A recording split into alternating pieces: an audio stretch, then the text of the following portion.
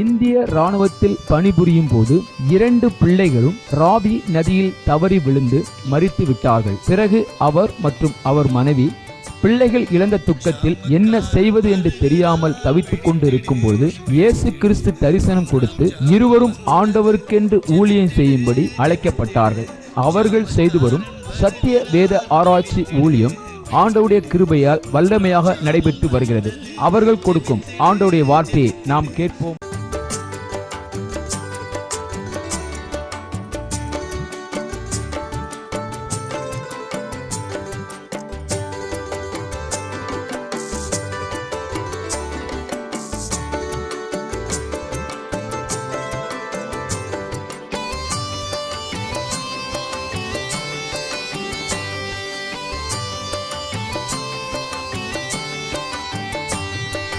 ஜாமக்காரன் வருகிறான், விழித்திடு விழித்திடு, 3ஆம் ஜாமம் வந்தது, ஜெபித்திடு ஜெபித்திடு. ஜாமக்காரன் வருகிறான், விழித்திடு விழித்திடு, 3ஆம் ஜாமம் வந்தது, ஜெபித்திடு ஜெபித்திடு. பரிசுத்த வசனத்தை தேடி நீயும் வாசி, படித்ததை மறவாமல் கருத்துடன் தியானி. பரிசுத்த வசனத்தை தேடி நீயும் வாசி, படித்ததை மறவாமல் கருத்துடன் தியானி. வார்த்தைகள் வல்லமையாய் ஞானமாய் பேசு, வாதைகள் வராது நம்பிக்கையே சாட்சி. வார்த்தைகள் வல்லமையாய் ஞானமாய் பேசு, வாதைகள் வராது நம்பிக்கையே சாட்சி. ஜாமக்காரன் வருகிறான், விழித்திடு விழித்திடு, 3ஆம் ஜாமம் வந்தது, ஜெபித்திடு ஜெபித்திடு.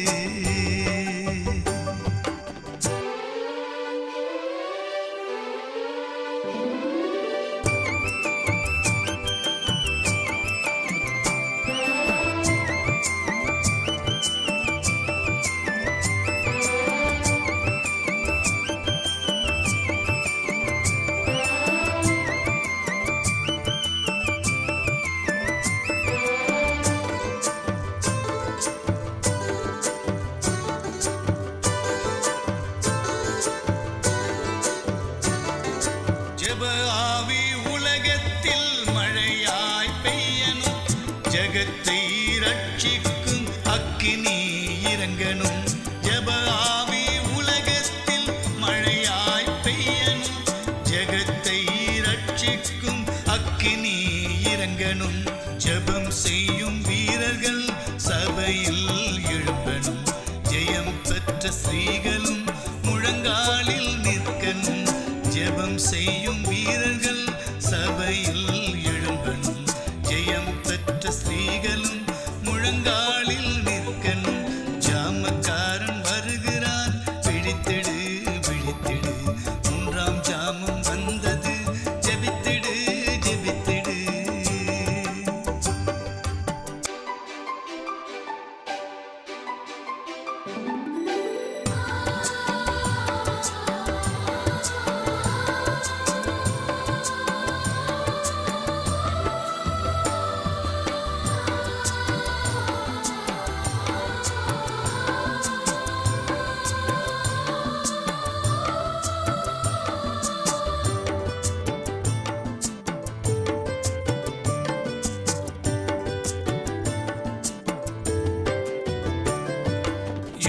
வீரன் கைகளில் சிலுவை கொடி தெரியுது, சீடன் பாடும் சங்கீதம் இமயத்தில் கேட்குது.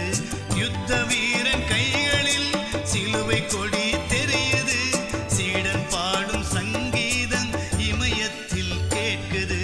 சமாதான சுவிசேஷ பாதரட்சை அணிந்திடு, ஆவியின் பட்டயமே அணி அணியாய் புறப்படு.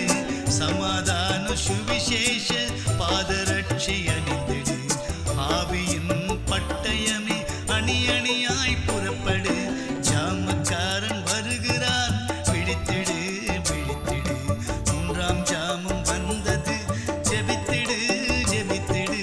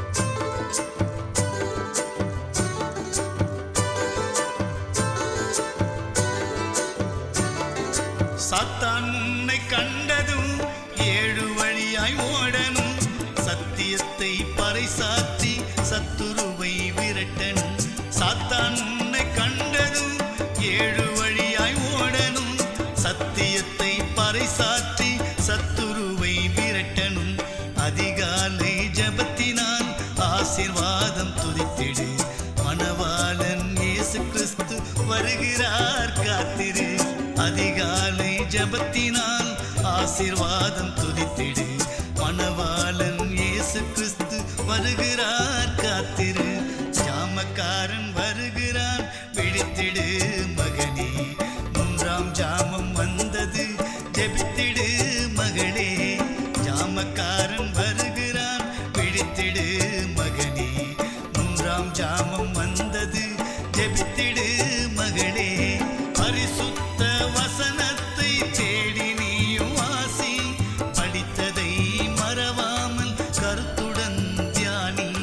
பரிசுத்த வசனத்தை தேடி நீயும் வாசி. படித்ததை மறவாமல் கருத்துடன் தியானி. வார்த்தைகள் வல்லமையாய் ஞானமாய் பேசு. வாதைகள் வராது நம்பிக்கையே சாட்சி. வார்த்தைகள் வல்லமையாய் ஞானமாய் பேசு.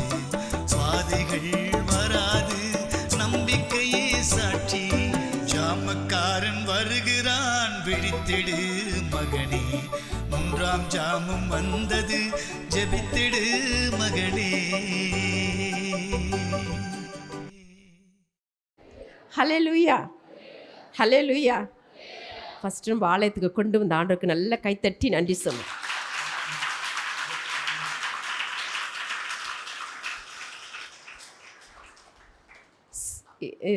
சகேயு ஏசப்பா பார்க்கறதுக்கு வந்தார் இல்லையா? அந்த இடத்துல நிறைய கூட்டம் இருந்ததுனால அவர் என்ன பண்ணார், ஒரு காட்டாத்தி மரத்தில் ஏறி ஏசப்பா பார்க்க போனார் இல்லையா? இன்றைக்கி எத்தனையோ பேர் கஷ்டமாக பலவீனத்தில் ஐயோ நம்ம சர்ச்சுக்கு போகணுமே அப்படின்னு சொல்லி என்ன பண்ணிக்கிறீங்க, வந்திருக்கிறோம்.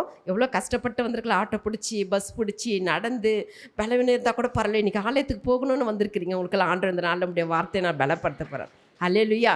அவர் ஆசையாக என்ன பண்ணார், காட்டாத்தி மரத்தில் ஏறி இயேசுவை பார்க்கணுன்னு மேலே ஏறி என்ன பண்ணார், உட்காந்து பார்த்தாரு. ஏன்னா அங்கே கூட்டம் அதிகமாக இருந்ததுனால.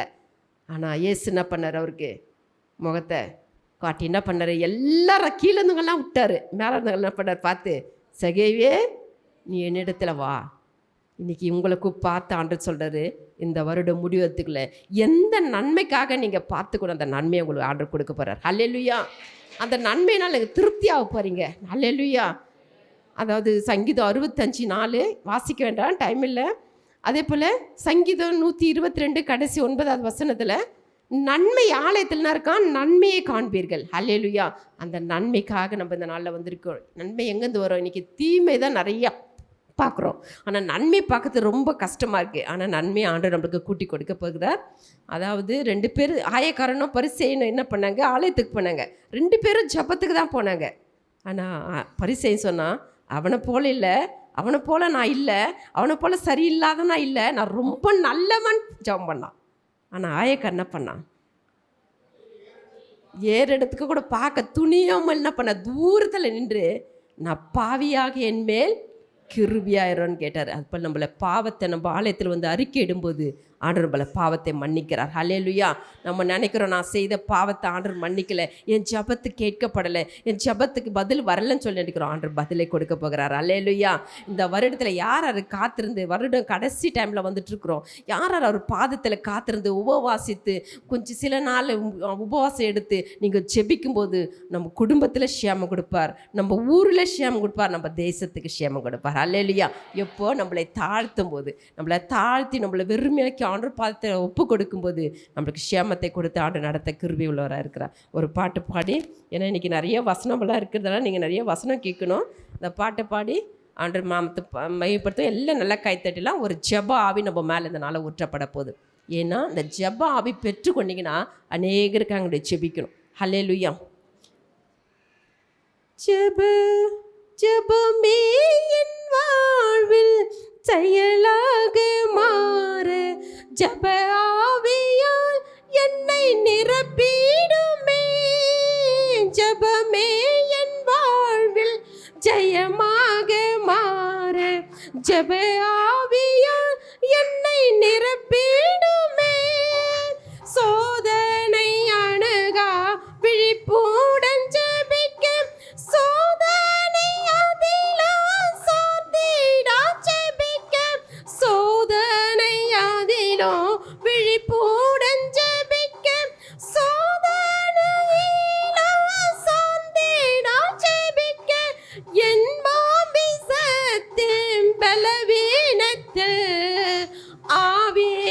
பலன் தாருமே. என் மாமிசத்தின் பலவீனத்தில் ஆவியின் பலன் தாருமே.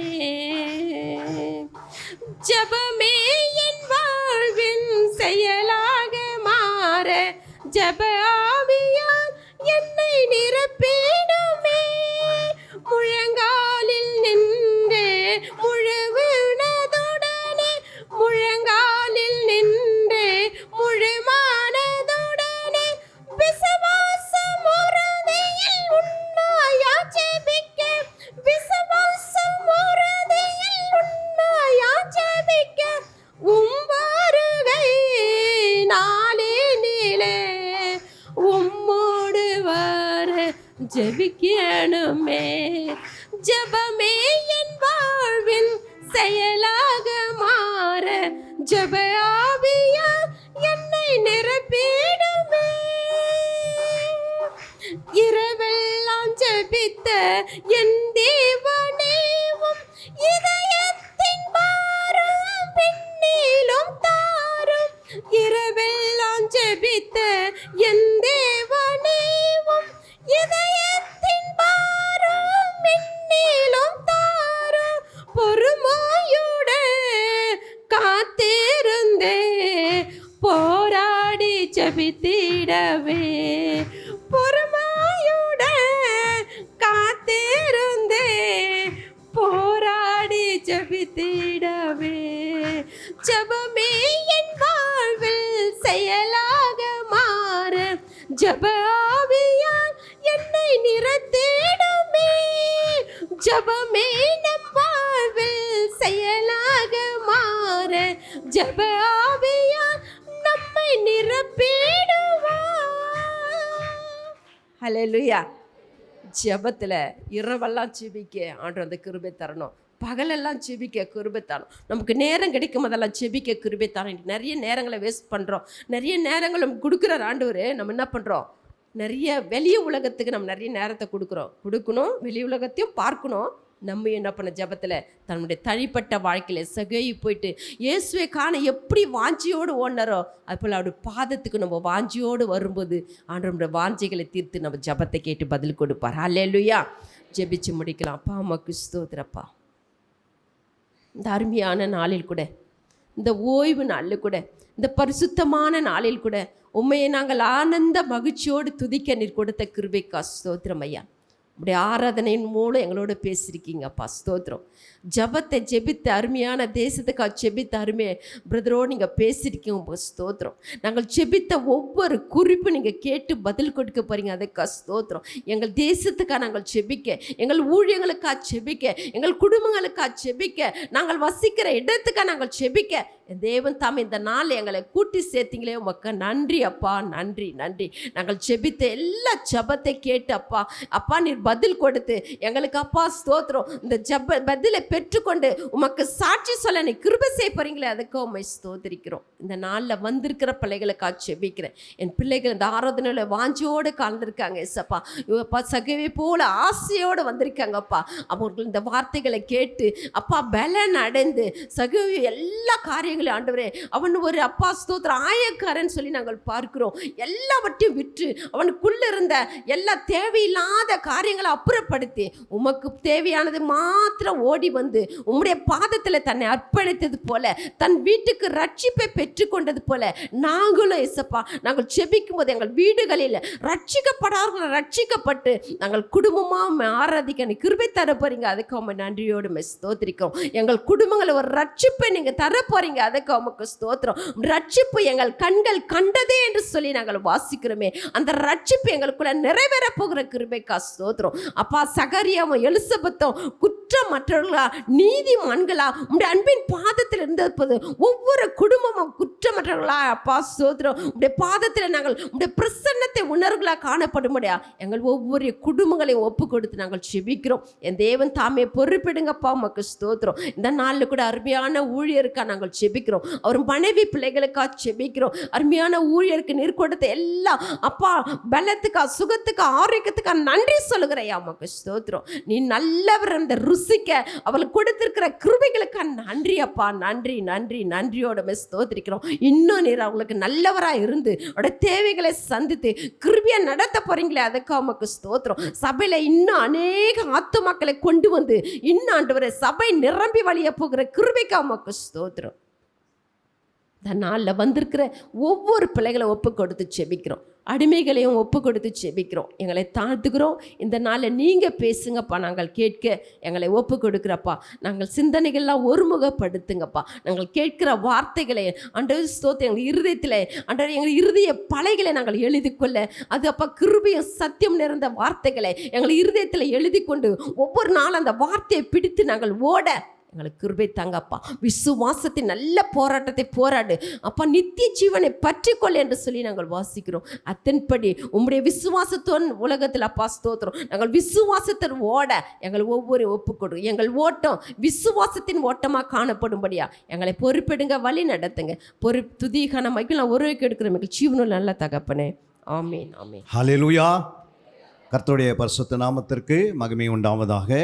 இந்த நாளில் கூட என்னை அழைத்த அருமையான போதகர் ஐயாவுக்கும் அவருடைய குடும்பத்தாருக்கும் உங்கள் யாவருக்கும் ஆண்டவராக இயேசுவின் நாமத்தினாலே எங்கள் குடும்பத்தின் சார்பாக, ஊழியத்தின் சார்பாக நன்றியை தெரிவித்துக் கொள்கிறேன்.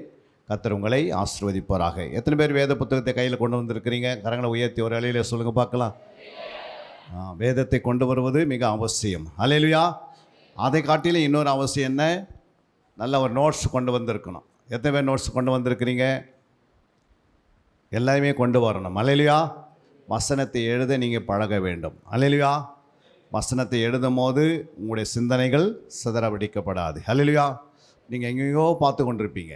ஆனால் வசனத்தை எழுதுகிறவர்கள் அடுத்த வசனம் என்ன வரும் இப்படி எழுதி எழுதி என்ன பண்ணணும்? 52 சண்டே எழுதி ஒரு நோட்ஸ் உண்டாக்கி உங்களுடைய அலமாரியில் கொண்டு போய் வைக்கணும். பின்னாடி வர சந்ததி எடுத்து பார்க்கும். இந்த சிறு பிள்ளைகள்லாம் பார்ப்பாங்க.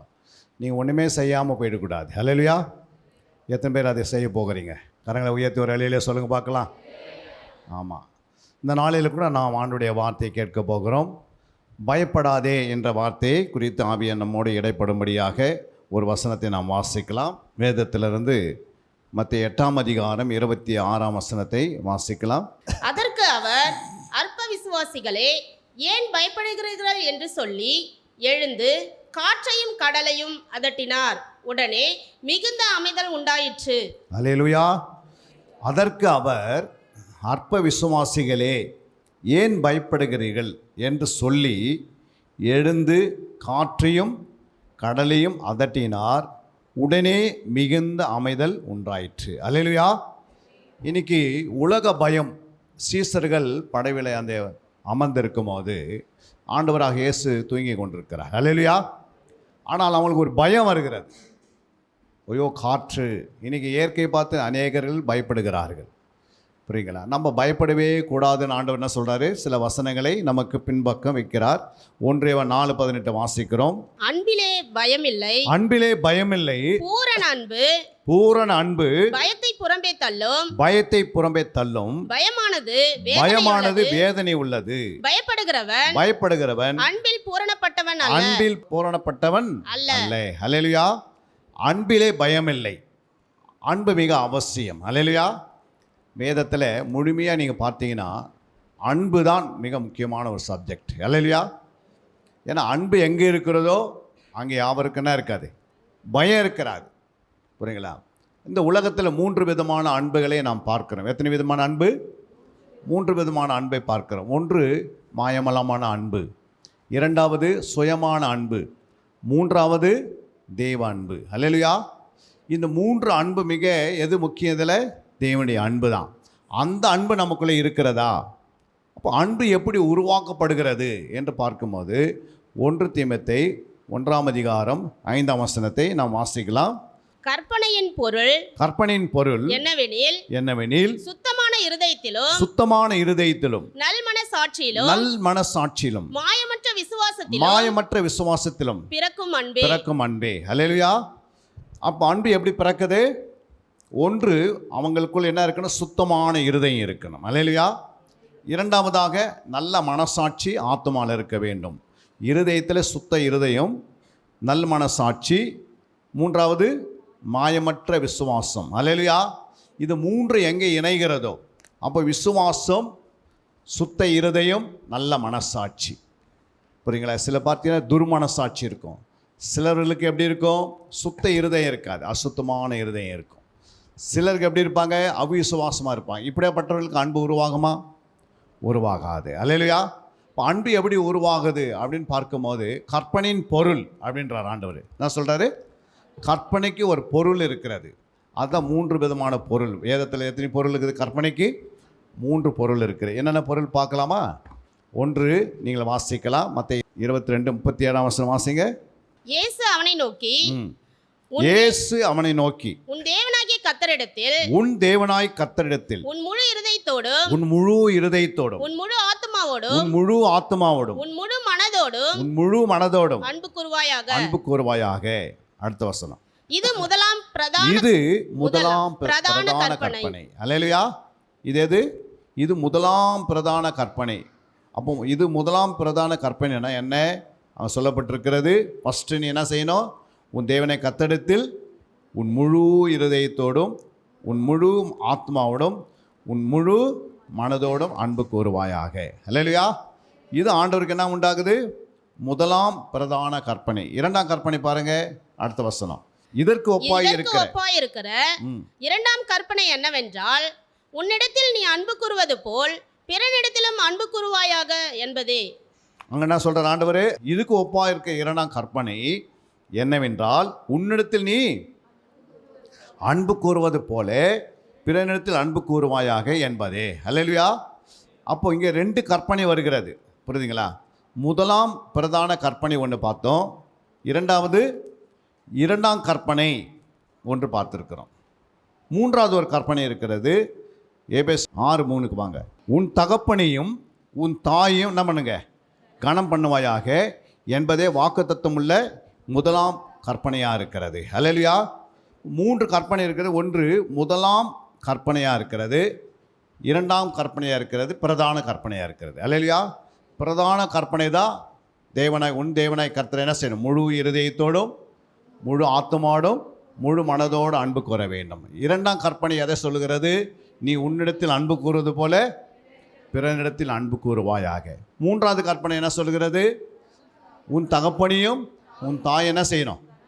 கனம் பண்ணுவாயாக. இது முதலாம் கற்பனையாக இருக்கிறது.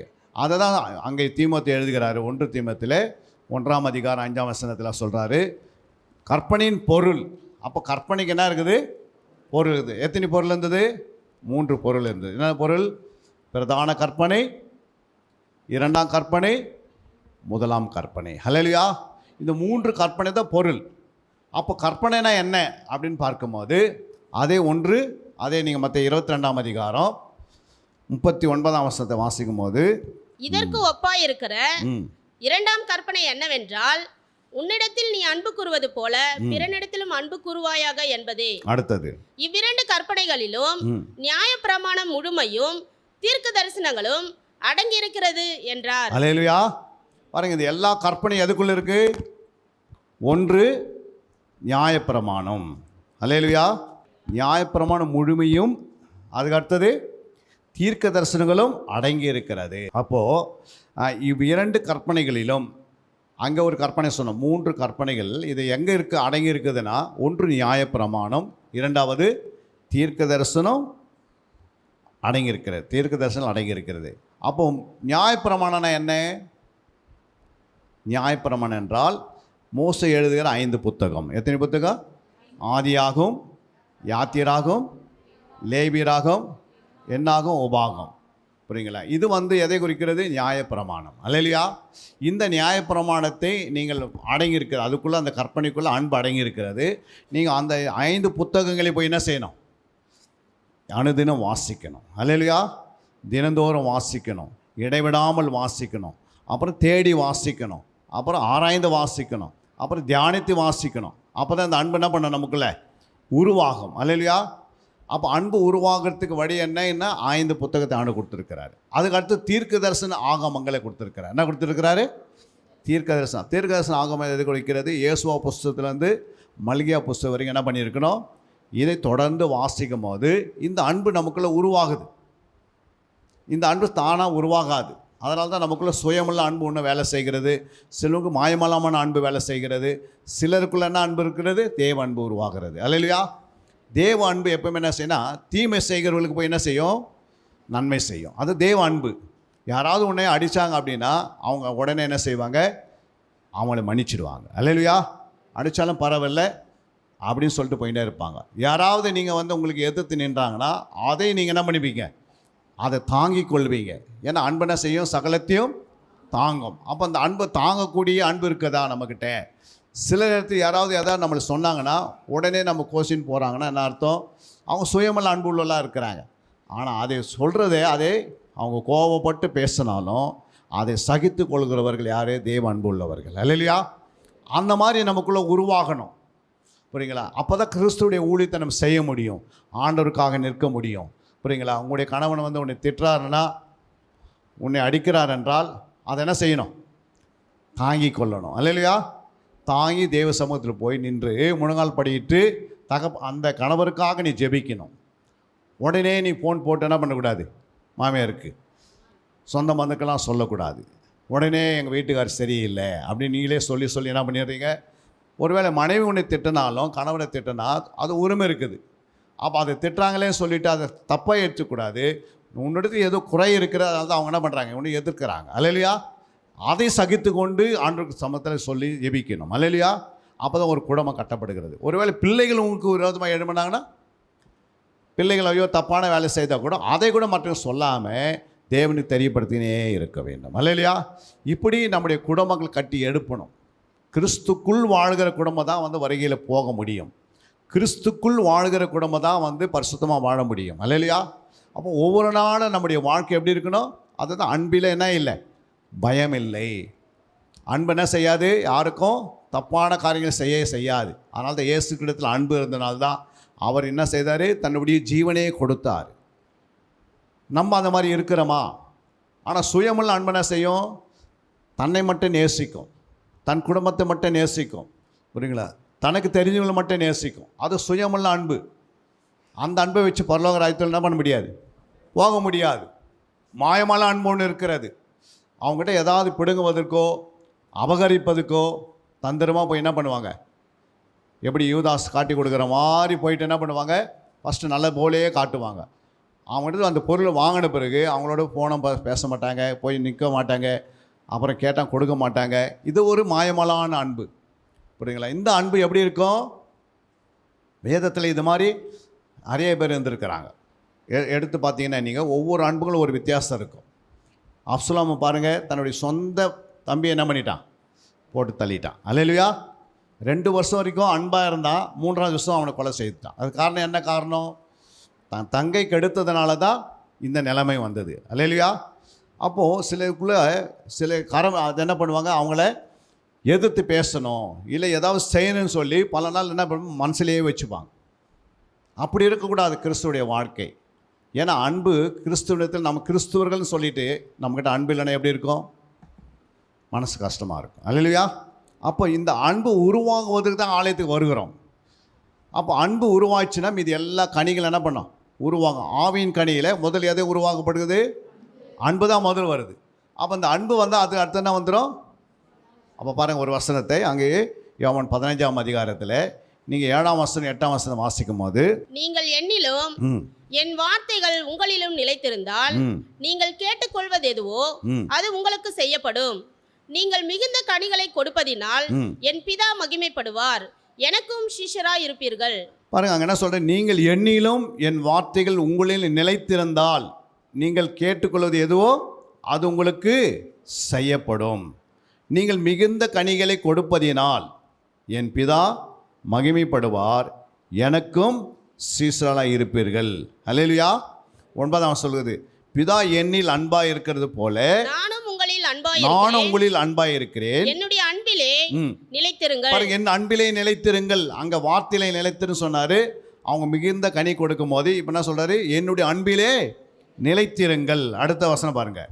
நான் என் பிதாவின் கற்பனைகளை கொண்டு அவருடைய அன்பிலே நிலைத்திருக்கிறது போல நீங்களும் என் கற்பனைகளை கை கொண்டிருந்தால் என்னுடைய அன்பிலே நிலைத்திருப்பீர்கள். கற்பனைகளை கை கொள்ளணும். அப்போ கற்பனை அது நியாயப்பிரமாணம் எழுதப்பட்ட 5 புத்தகத்திலையும் தீர்க்கதரிசனுடைய ஆகமங்களிலும் கற்பனைகள் இருக்கிறது. புதிய ஏற்பாட்டில் கற்பனை இருக்கிறது. இதெல்லாம் நீங்கள் வசனத்தை முழுமையாக கை கொள்ளணும்னா என்ன செய்யணும்? அந்த வசனத்தின்படி நடக்கணும்னா அப்போ தான் அன்பிலே நிலைத்திருக்க முடியும். அப்போ கற்பனைகளை யார் கை கொள்வது? நம்ம கற்பனை கை கொள்ளாமே போயிடக்கூடாது. அதுதான் ஆண்டு சொல்கிறார். அடுத்த வசனம் பாருங்கள். என்னுடைய சந்தோஷம் உங்களில் நிலைத்திருக்கும்படிக்கும் உங்கள் சந்தோஷம் நிறைவாய் இருக்கும்படிக்கும் இவைகளை உங்களுக்கு சொன்னேன். அப்போ என்னுடைய சந்தோஷம் அப்படின்றாரு. அப்போ அன்புக்கு அடுத்ததுன்னா வந்து ஆவின் கனியில் சந்தோஷம் வருது. ஆவின் கனியில் அதே போல் அன்பு கனி கொடுத்த பிறகு ஒருத்தர் அன்பு கொடுக்குறாருன்னா அந்த அன்பிலே இருந்து அந்த அடுத்து சந்தோஷம் வருது. பாருங்கள், என்னுடைய சந்தோஷம். ஃபஸ்ட்டு அன்பை குறித்து பேசுகிறாரு, அடுத்து எதை குறித்து பேசுகிறாரு? சந்தோஷத்தை குறித்து பேசுகிறார். அப்படியே ஆண்டவர் ஆவின் கனியை மொத்தம் அப்படியே கொண்டு வருவார் லைனாக. நீங்கள் வேதத்தை அப்படியே லைனாக வாசினே வந்தீங்கன்னா ஆண்டவர் காட்டுவார். எல்லாமே கற்பனைகளாக இருக்கிறது, எல்லாமே கட்டளையாக இருக்கிறது. கற்பனைக்கும் கட்டளைக்கு என்ன வித்தியாசம்? கற்பனைகளை கற்றுக்கொள்ள வேண்டும், கட்டளையை என்ன பண்ண கடைபிடிக்க வேண்டும். அல்லையா? கட்டளை என்பது என்ன? மனைவியானவள் புருஷனுக்கு கீழ்ப்படுகிறது கட்டளை. அல்லையா? கற்பனை எப்படி வருது? கற்பனை முழு இருதயத்தோடு தேவனத்தில் அன்பு கூறு. அப்போ அன்பு கூறுன்றது கனியை குறிக்கிறது. கீழ்ப்படிது எதை குறிக்கிறது? ஒபே குறிக்கிறது. நம்ம இப்படி கீழ்ப்படியணும். ஐயோ கட்டளை அது. பிள்ளைகள் பெற்றோர்கள் என்ன செய்யணும்? கீழ்ப்படியணும். அது கட்டளை, அது மாற்றவே முடியாது. புரியுங்களா? அப்போ கட்டளை என்னன்னு தெரியணும், கற்பனை என்னன்னு தெரியணும். அல்லையா? கற்பனையை கற்றுக்கொள்ளணும், கட்டளைக்கு கீழ்ப்படியணும். அல்லையா? கட்டளை என்ன சொல்கிறது? சபைக்கு கீழ்ப்படினா கீழ்ப்படியணும். 10 கட்டளை கொடுத்துக்கிறான்னா அது 10 கட்டளை என்ன பண்ணணும்? நிறைவேற்றணும். அப்போ கட்டளையை நிறைவேற்ற முடியாதது தான் பழைய ஏற்பாட்டில் ஆண்டவர் கற்பனை கொடுக்குறாரு. நிறைய கற்பனையில் கொடுத்து என்ன செய்கிறாரு? நீ கற்பனை கைக்கொள். அதுக்கடுத்து 15ஆம் வசனத்தை வாசிக்கும் போது, இனி நான் உங்களை ஊழியக்காரன் என்று சொல்லுகிறதில்லை, ஊழியக்காரன் தன் எஜமான் செய்கிறதை அறிய மாட்டான். நான் உங்களை சிநேகிதர் என்றேன், ஏனெனில் என் பிதாவினிடத்தில் நான் கேள்விப்பட்ட எல்லாவற்றையும் உங்களுக்கு அறிவித்தேன். பாருங்க, இனி நான் உங்களை என்ன செய்ய மாட்டேன்? ஊழியக்காரன் என்று சொல்லுகிறதில்லை, ஊழியக்காரன் தன் எஜமான் செய்கிறதை அறிய மாட்டான். அல்லேலூயா. அப்போது ஊழியக்காரனா என்ன அர்த்தம்? வேலைக்காரன். அல்லேலூயா. நம்மளாம் வேலைக்காரனா ஆண்டவருக்கு சிநேகிதனா? எஜமான் சொல்கிறது அப்படியே கேட்குறது யாரு? எஜமான் சொல்கிறது அப்படியே கேட்குறதா சிநேகிதன். அல்லேலூயா. வேலைக்காரன் என்ன பண்ணுவார்? சொல்லுவதை தான் செய்வான் தவிர சொல்லாதெல்லாம் செய்ய மாட்டான். புரியுங்களா?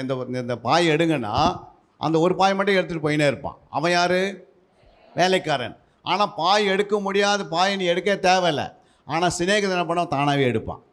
ஒரு டீ கிளாஸுக்கு நீந்து கிடக்குதுன்னா சபை ஆலயத்தில் அதை போய் என்ன பண்ண தேவையில்லை, அது பாஸ்டர் தான் எடுப்பார், பாஸ்ட் அம்மா தான் எடுப்பாங்க, பாஸ்ட் பிள்ளைங்க தான் எடுப்பாங்கன்னு அப்படியே இல்லை. யாருனாலும் என்ன பண்ணிவிடுவாங்க? அதை எடுத்தோம். ஏன் எடுத்துடுறாங்க? ஆண்டவர் மேலே அந்த சிநேகம் இருக்கிறது. அப்போ சிநேகம் என்ன பண்ணுவார்?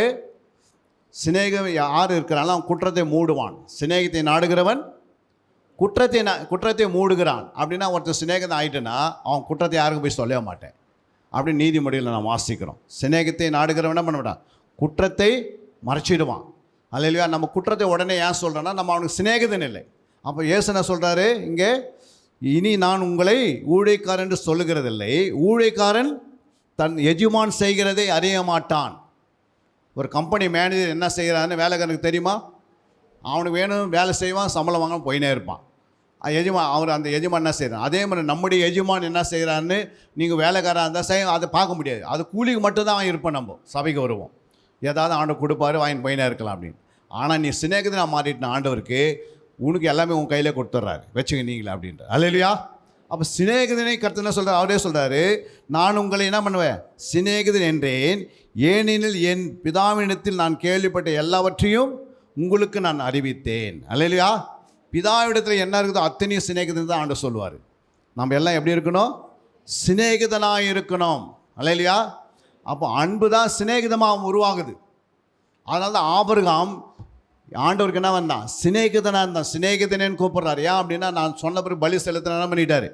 தன் பிள்ளை கொண்டு போய் பலி செலுத்துறாரு. ஐயோ நான் செலுத்த மாட்டேன் பலி அப்படின்னு சொன்னாரா? அப்போ பலிக்கு தண்ணி ஒப்பு கொடுக்கிறாரு, கீழ்ப்படுகிறார் ஆபிரகாம். அதனால தான் விசுவாசின் தகப்பன் என்று பெயர் எடுக்கிறார். அப்போ இது நேரடியாக வராது. அதனால தான் கற்பனையின் பொருள் என்னவெனில் என்ன செய்திருக்கணும்? நீங்கள் கற்பனையின் பொருள் என்னவெனில், அந்த வசனத்தை வாசிங்க, 1 தீமோத்தேயு 1:5 மறுபடியும். கற்பனையின் பொருள் என்னவெனில், ம் சுத்தமான இருதயத்திலும் ம் நல்மன சாட்சியிலும் மாயமற்ற விசுவாசத்திலும் பிறக்கும் அன்பே. அல்லேலூயா. அப்போ ஆண்டவர் சொல்றாரு சுத்தமான இருதயம். ஒரு மனுஷனுக்கு சுத்தமான இருதயம் எப்படி உருவாகும்? ஒன்று சுத்திகரிக்கணும். எபிரேயர் 10:22 வாசிக்கும் போது, துர்மனசாட்சி துர்மனசாட்சி நீங்க தெளிக்கப்பட்ட இருதயம் உள்ளவர்களாயும் தெளிக்கப்பட்ட இருதயம் உள்ளவர்களாக சுத்த ஜலத்தால் கழுவப்பட்ட சரீரம் உள்ளவர்களாயும் உண்மையுள்ள இருதயத்தோடும் விசுவாசத்தின் பூரண நிச்சயத்தோடும் சேரக்கடவோம். அல்லேலூயா. பாருங்க, துர்மனசாட்சி நீங்க. அப்போ நம்ம அங்க பாருங்க, நல்மனசாட்சி வரணும். 3 சொன்ன பாருங்க. 1 நல்மனசாட்சி, சுத்த இருதயம், மாயமலமான விசுவாசம். இது 3 ஒருக்குள்ள என்ன செய்திருக்கணும்? 3ம் நமக்குள்ளே வரும்போது, அப்போது நம்முடைய ஆவியில் விசுவாசம், நம்முடைய இருதயத்தில் சுத்த இருதயம் மாறி, நம்முடைய மனசில் நல்ல மனசாட்சி வந்துச்சுன்னா இங்கே என்ன உண்டாகுது? ஒரு அன்பு பிறக்குது. அல்லேலூயா. எப்படி ஒரு சிக்கன் குழம்பு செய்யணும்னா சிக்கனும் தேவை, கூடவே என்ன தேவை? மிளகாத்தூளும் தேவை, அடுத்து உப்பும் தேவை. இது 3 கலக்கனாவே என்ன ஆகிடுது? அது சிக்கன் குழம்பாக மாறிடுது. அப்போ சிக்கனே இல்லாத சிக்கன் குழம்பு சொல்ல முடியுமா? அப்போ நமக்குள்ளே சுத்த இருதயம் உருவாகணும். 2வது நல்ல மனசாட்சி இருக்கணும். 3வது மாயமலமான விசுவாசம் இருந்துச்சுன்னா தான் அவங்களுக்குள்ள அன்பு பிறக்கும். அது வரைக்கும் நீங்கள் என்ன செய்யணும்? அதுக்காக போராடணும். சும்மா அன்பு டக்குன்னு தலைமையில கை வச்சு அன்பு உனக்குள்ளே வர கடவுள் தானே வருமா? வராது. ஏன் வராது? பைபிள் இல்லைன்னா வருந்தோம். வேதத்தை கையில் கொடுத்துட்டார் ஆண்டவர். அப்போ வேதத்தை கையில் கொடுத்துட்டு அன்பு தலைமையில கை வச்சு அன்பு வராது. ஆனால் தலைமையில கை வச்சு ஜெபம் பண்ணால் வியாதி போயிடலாம், பிசாசு ஓடலாம். ஆனால் என்ன போகாது? அன்பு உருவாகாது. அன்பு உருவாகணும்னா என்ன செய்யணும்? அதனால தான் நீ அநேக பிசாசில் துரத்துகிறவளை பார்த்து, தீர்க்கதரிசனம் உரைத்தகளை பார்த்து, அப்புறம் அற்புதம் செய்தலை பார்த்து ஆண்டவர் என்ன சொல்கிறாரு? உன்னை அறியேன் அப்படின்றாரு. யாரை சொல்கிறாரு? வாசிங்க அந்த வசனத்தை. மத்தேயு 7:21 வாசிங்க. பரலோகத்தில் இருக்க என் பிதாவின் சித்தத்தின்படி செய்கிறவனே பரலோக ராஜ்யத்தில் பிரவேசிப்பானே அல்லாமல் என்னை நோக்கி கர்த்தாவே கர்த்தாவே என்று சொல்லுகிறவன் அதில் பிரவேசிப்பதில்லை. அடுத்தது, அந்நாளில் அநேகர் என்னை நோக்கி கர்த்தாவே கர்த்தாவே உமது நாமத்தினாலே தீர்க்க தரிசனம் உரைத்தோம் அல்லவா, உமது நாமத்தினாலே பிசாசுகளை துரத்தினோம் அல்லவா, உமது நாமத்தினாலே அநேக அற்புதங்களை செய்தோம் அல்லவா என்பார்கள். அப்பொழுது நான் ஒரு காலம் உங்களை அறியவில்லை. யாரை பார்க்கலாம்? இது வரைக்கும் பிசாசு துரத்துறவங்களை பார்த்து சொல்கிறாரு, நான் ஒரு காலம் என்ன பண்ண உன்னை அறியலையே. அடுத்து சொல்கிறாரு, நான் தீர்க்கதரிசனம் உரைத்தவங்களை பார்த்து என்ன சொல்கிறாரு? நான் உங்களை ஒரு காலம் அறியவில்லையே. அப்புறம் 3வது என்ன சொல்கிறாரு? அற்புதம் செய்ததை பார்த்து என்ன சொல்கிறாரு? இன்றைக்கி அற்புதத்துக்காக ஓடுகிறாங்க ஜனங்க. எங்கே தீர்க்கதரிசனம் உரைப்பான்னு ஓடுறாங்க. அல்லேலூயா.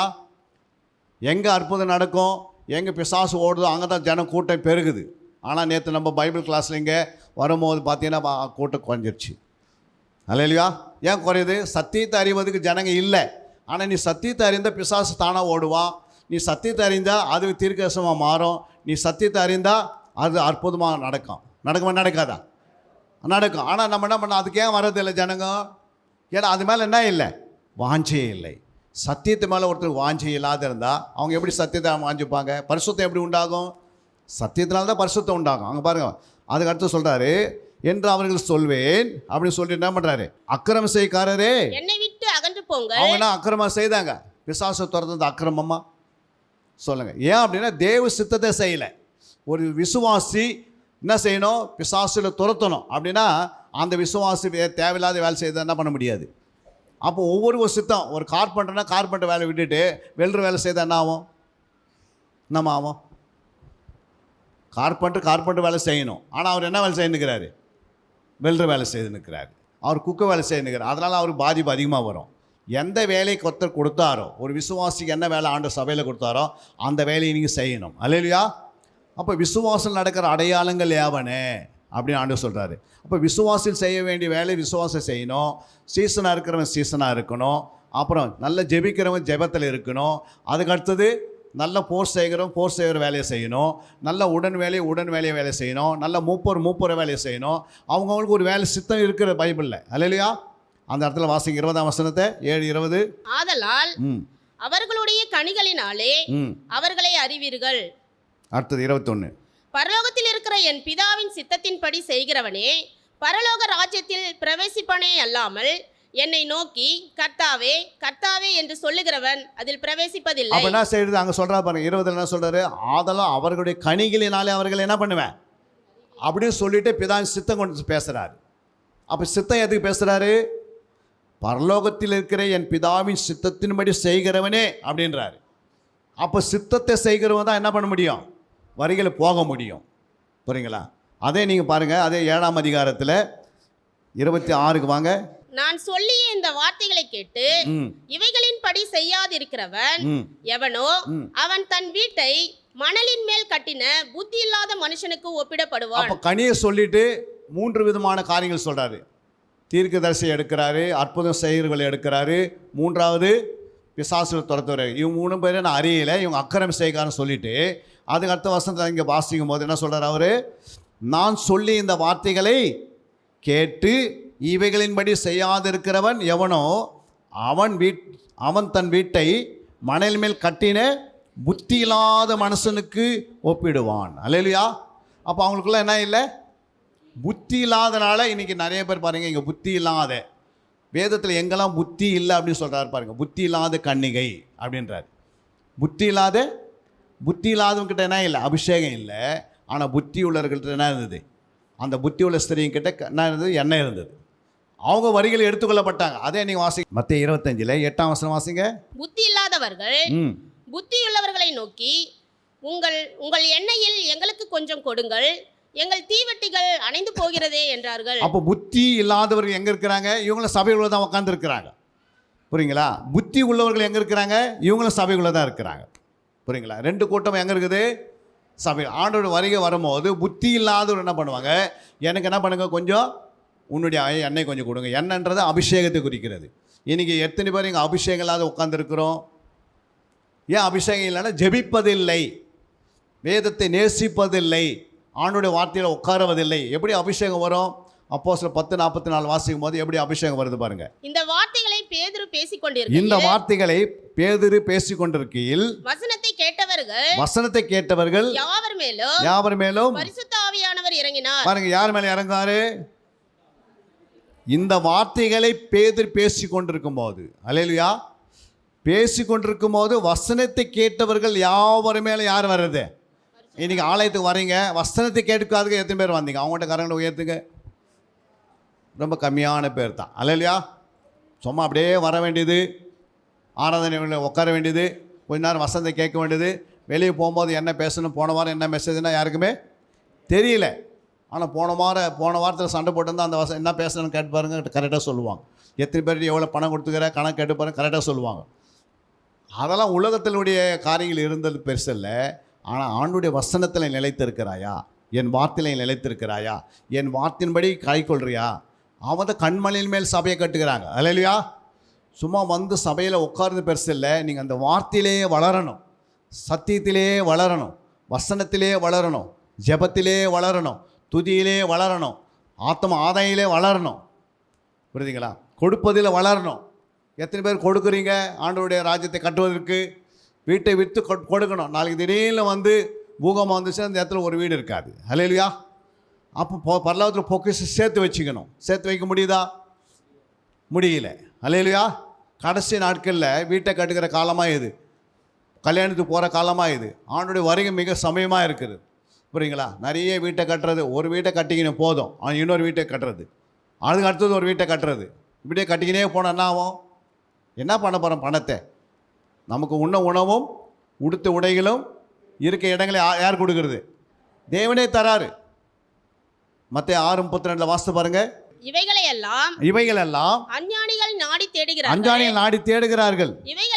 இவைகளெல்லாம் உங்களுக்கு வேண்டியவைகள் என்று உங்கள் பரமபிதா அறிந்திருக்கிறார். இவைகளெல்லாம் அஞ்ஞானிகள் நாடி தேடுகிறார்கள். அஞ்ஞானிலாம் யாரு? ரட்சிக்கப்படாத மக்கள் என்ன பண்ணுறாங்க? உண்ண உணவு உடுத்த உடை இருக்கிறதுக்கு ஓடினே இருக்கிறோம், ஐயோ வேலை இல்லையே அது இல்லைன்னு.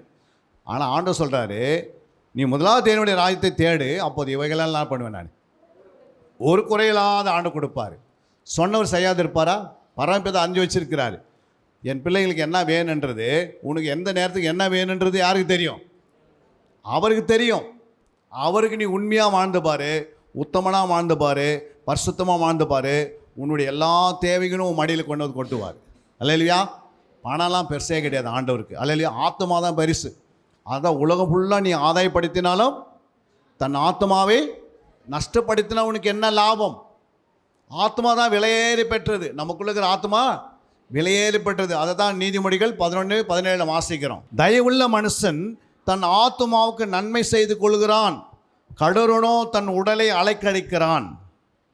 அப்போ தயவுள்ள மனுஷன் யார்? தயவுள்ள மனுஷன். நீங்கள் தயவுள்ள மனுஷனாக இருந்தீங்கன்னா உங்கள் ஆத்மாவுக்கு என்ன பண்ணிப்பீங்க? நன்மை செய்வீங்க. எத்தனை பேருக்குள்ள ஆத்மா இருக்குது? உங்கள் ஆத்மாவுக்கு யார் நன்மை செய்வாங்க? தன் ஆத்மாவுக்குன்னு போடுறாரு பாருங்க. தயவுள்ள மனுஷன் தன் ஆத்மாவுக்கு நன்மை செய்து கொள்ளுகிறான், அதே கடூரனோ தன் உடலை அலைக்கழிக்கிறான். அந்த ஆத்மாவை அலைக்கழிக்கிறான். இங்கே அலைது மோதுது. புரியுங்களா? ஒரு இடத்துல உட்காந்திங்கன்னா ஊரெல்லாம் சிந்திக்கிறது. ஒன்றுமே நீ சிந்தித்து என்ன பிரயோஜனம்? உனக்கு ஒரு ஆத்மா இருக்குதுன்னு உனக்கு தெரியணும். அந்த ஆத்மா வருகையில் போகணும்னா அந்த ஆத்மாவுக்காக நீ என்ன செய்யணும்? நன்மை செய்யணும். காலை எழுந்து சரீரத்துக்கு நன்மை செய்கிறோம். காலையில் எழுந்து டீ சாப்பிட்றோம், அதுக்கு அடுத்தது பிரேக்ஃபாஸ்ட் சாப்பிட்றோம், அது பிறகு நம்ம என்ன பண்ணுறோம்? நல்லா குளிக்கிறோம். முகத்தை என்ன பண்ணுறோம்? முகத்துக்கு ஒரு அரை மணி நேரம், தலைக்கு ஒரு 1/4 மணி நேரம், அப்புறம் சரீரத்துக்கு ஒரு 1/4 மணி நேரம், 1 மணி நேரம் அது கொடுக்குறோமா இல்லையா? ஏன்னா சரீரத்தை நேசிக்கிறோம். இந்த சரீரத்தை நேசிக்கிறதுனால தான் அதுக்கு நேரத்தை கொடுக்குறோம். கொஞ்சம் உடம்பு அப்படியே சிக்காச்சுன்னா என்ன பண்ணுறோம்? உடனே ஹாஸ்பிட்டல் ஓடுறோம். ஏன்னா நம்ம அந்த உடலை நேசிக்கிறோம். ஆனால் ஆத்மாவில் பலவீனமாக இருக்குதே. ஆத்மா எப்படி இருக்குது? கை கால் விழுந்த மாதிரி இருக்குதே. இந்த ஆத்மா எழுந்து நிற்க வைக்க முடியாது, உட்காந்துக்கிறோம். அல்லேலூயா. யாராவது ஒரு வார்த்தை சொன்னால் அந்த வார்த்தையை சகிக்க முடியலன்னா என்ன அர்த்தம்? ஆத்மா உனக்கு பலவீனமாக இருக்குதுன்னு அர்த்தம். கோவப்படுற அந்த ஆத்மா ரொம்ப பலவீனமாக இருக்குது. எரிச்சல் ஆட்டுறன்னா அந்த ஆத்மா ரொம்ப அதிகமாக பலவீனமாக இருக்குது. புரியுங்களா? கோவப்பட்டு சபையை விட்டு ஓடுற அப்படின்னா அந்த ஆத்மா இன்னும் அதிகமாக எப்படி இருக்குது? பலவீனமாக இருக்கிறது. பலவீனமானவர்கள் என்ன பண்ண முடியாது? வரிகளை போகவே முடியாது. நீ பலவானாக இருந்தால் இருக்கணும். புரியுங்களா? பலவீனன் பலவானன் என்று சொல்ல கடவன் என்ற வசனம் இருக்குது. புரியுங்களா? நீ உனக்கு பலவன் இருந்தால் அதுவே உனக்கு மகிழ்ச்சி. அப்போ ஆவியானவன் உனக்குள்ளே இருக்கிறாரா? உன் ஆத்மா பலப்படுகிறதா? உனக்கு தன் ஆத்மாவுக்கு மேலே உனக்கு என்ன இருக்கணும்? ஆத்மாவுக்கு நன்மை செய்யணும். உன் ஆத்மாவுக்கு நீ நன்மை செய்யலை. காலை எழுந்து நீ வேதத்தை வாசிக்கலை, 4 மணிக்கு எழுந்து நீ முழங்காலில் நிற்கலைன்னா அவங்க விசுவாசியே கிடையாது. 4 மணிக்கு எழுந்து முழங்காலில் நிற்க முடியுதா? தூக்கம் வருது, 6 மணி வரைக்கும் தூங்கி நிற்கிற. எதுக்கு தூங்கி என்ன பண்ண போகிற? வருஷத்தில் 60 வருஷம் உனக்கு ஆயுஷ் நாள் கொடுத்தா 20 வருஷம் தூங்குற. 20 வருஷம் தூங்கி என்ன பண்ண போகிற? அது என்ன பண்ண போகுது? உனக்கு தூக்கத்தினால ஆத்மா கெட்டு போயிடுது. தூங்க வேணான்னு நானும் சொல்லலை. போய் மிலிட்ரியில் போய் பாருங்கள், 6 மணி நேரத்துக்கு மேலே தூக்கம் வராது. எத்தனை மணி நேரம்? 10 மணிக்கு படுப்பாங்க, 4 மணிக்கு எழுப்பிடுவாங்க. யோசித்து பாருங்கள். அந்த மாதிரி எல்லாருக்கும் ஒரு மிலிட்ரி ட்ரைனிங் கொடுத்தா எப்படி இருக்கும்? எப்படிமா இருக்கும்? இராணுவத்தில் போய் பாருங்கள். இராணுவத்தில் நாங்கள் 40 வருஷம் பணி புரிஞ்சுருக்கணும். எத்தனை வருஷம்? 40 வருஷம். தூங்குறதுக்காக எங்கே வருவோம்? ஊருக்கு வருவோம். மாதத்தில் 2 மாதம் லீவு கொடுத்தா. அல்லேலூயா. அவ்வளோ கடினம். 10 மணிக்கு படுக்கணும், நான் 6 மணிக்கு எழுதுக்கணும்.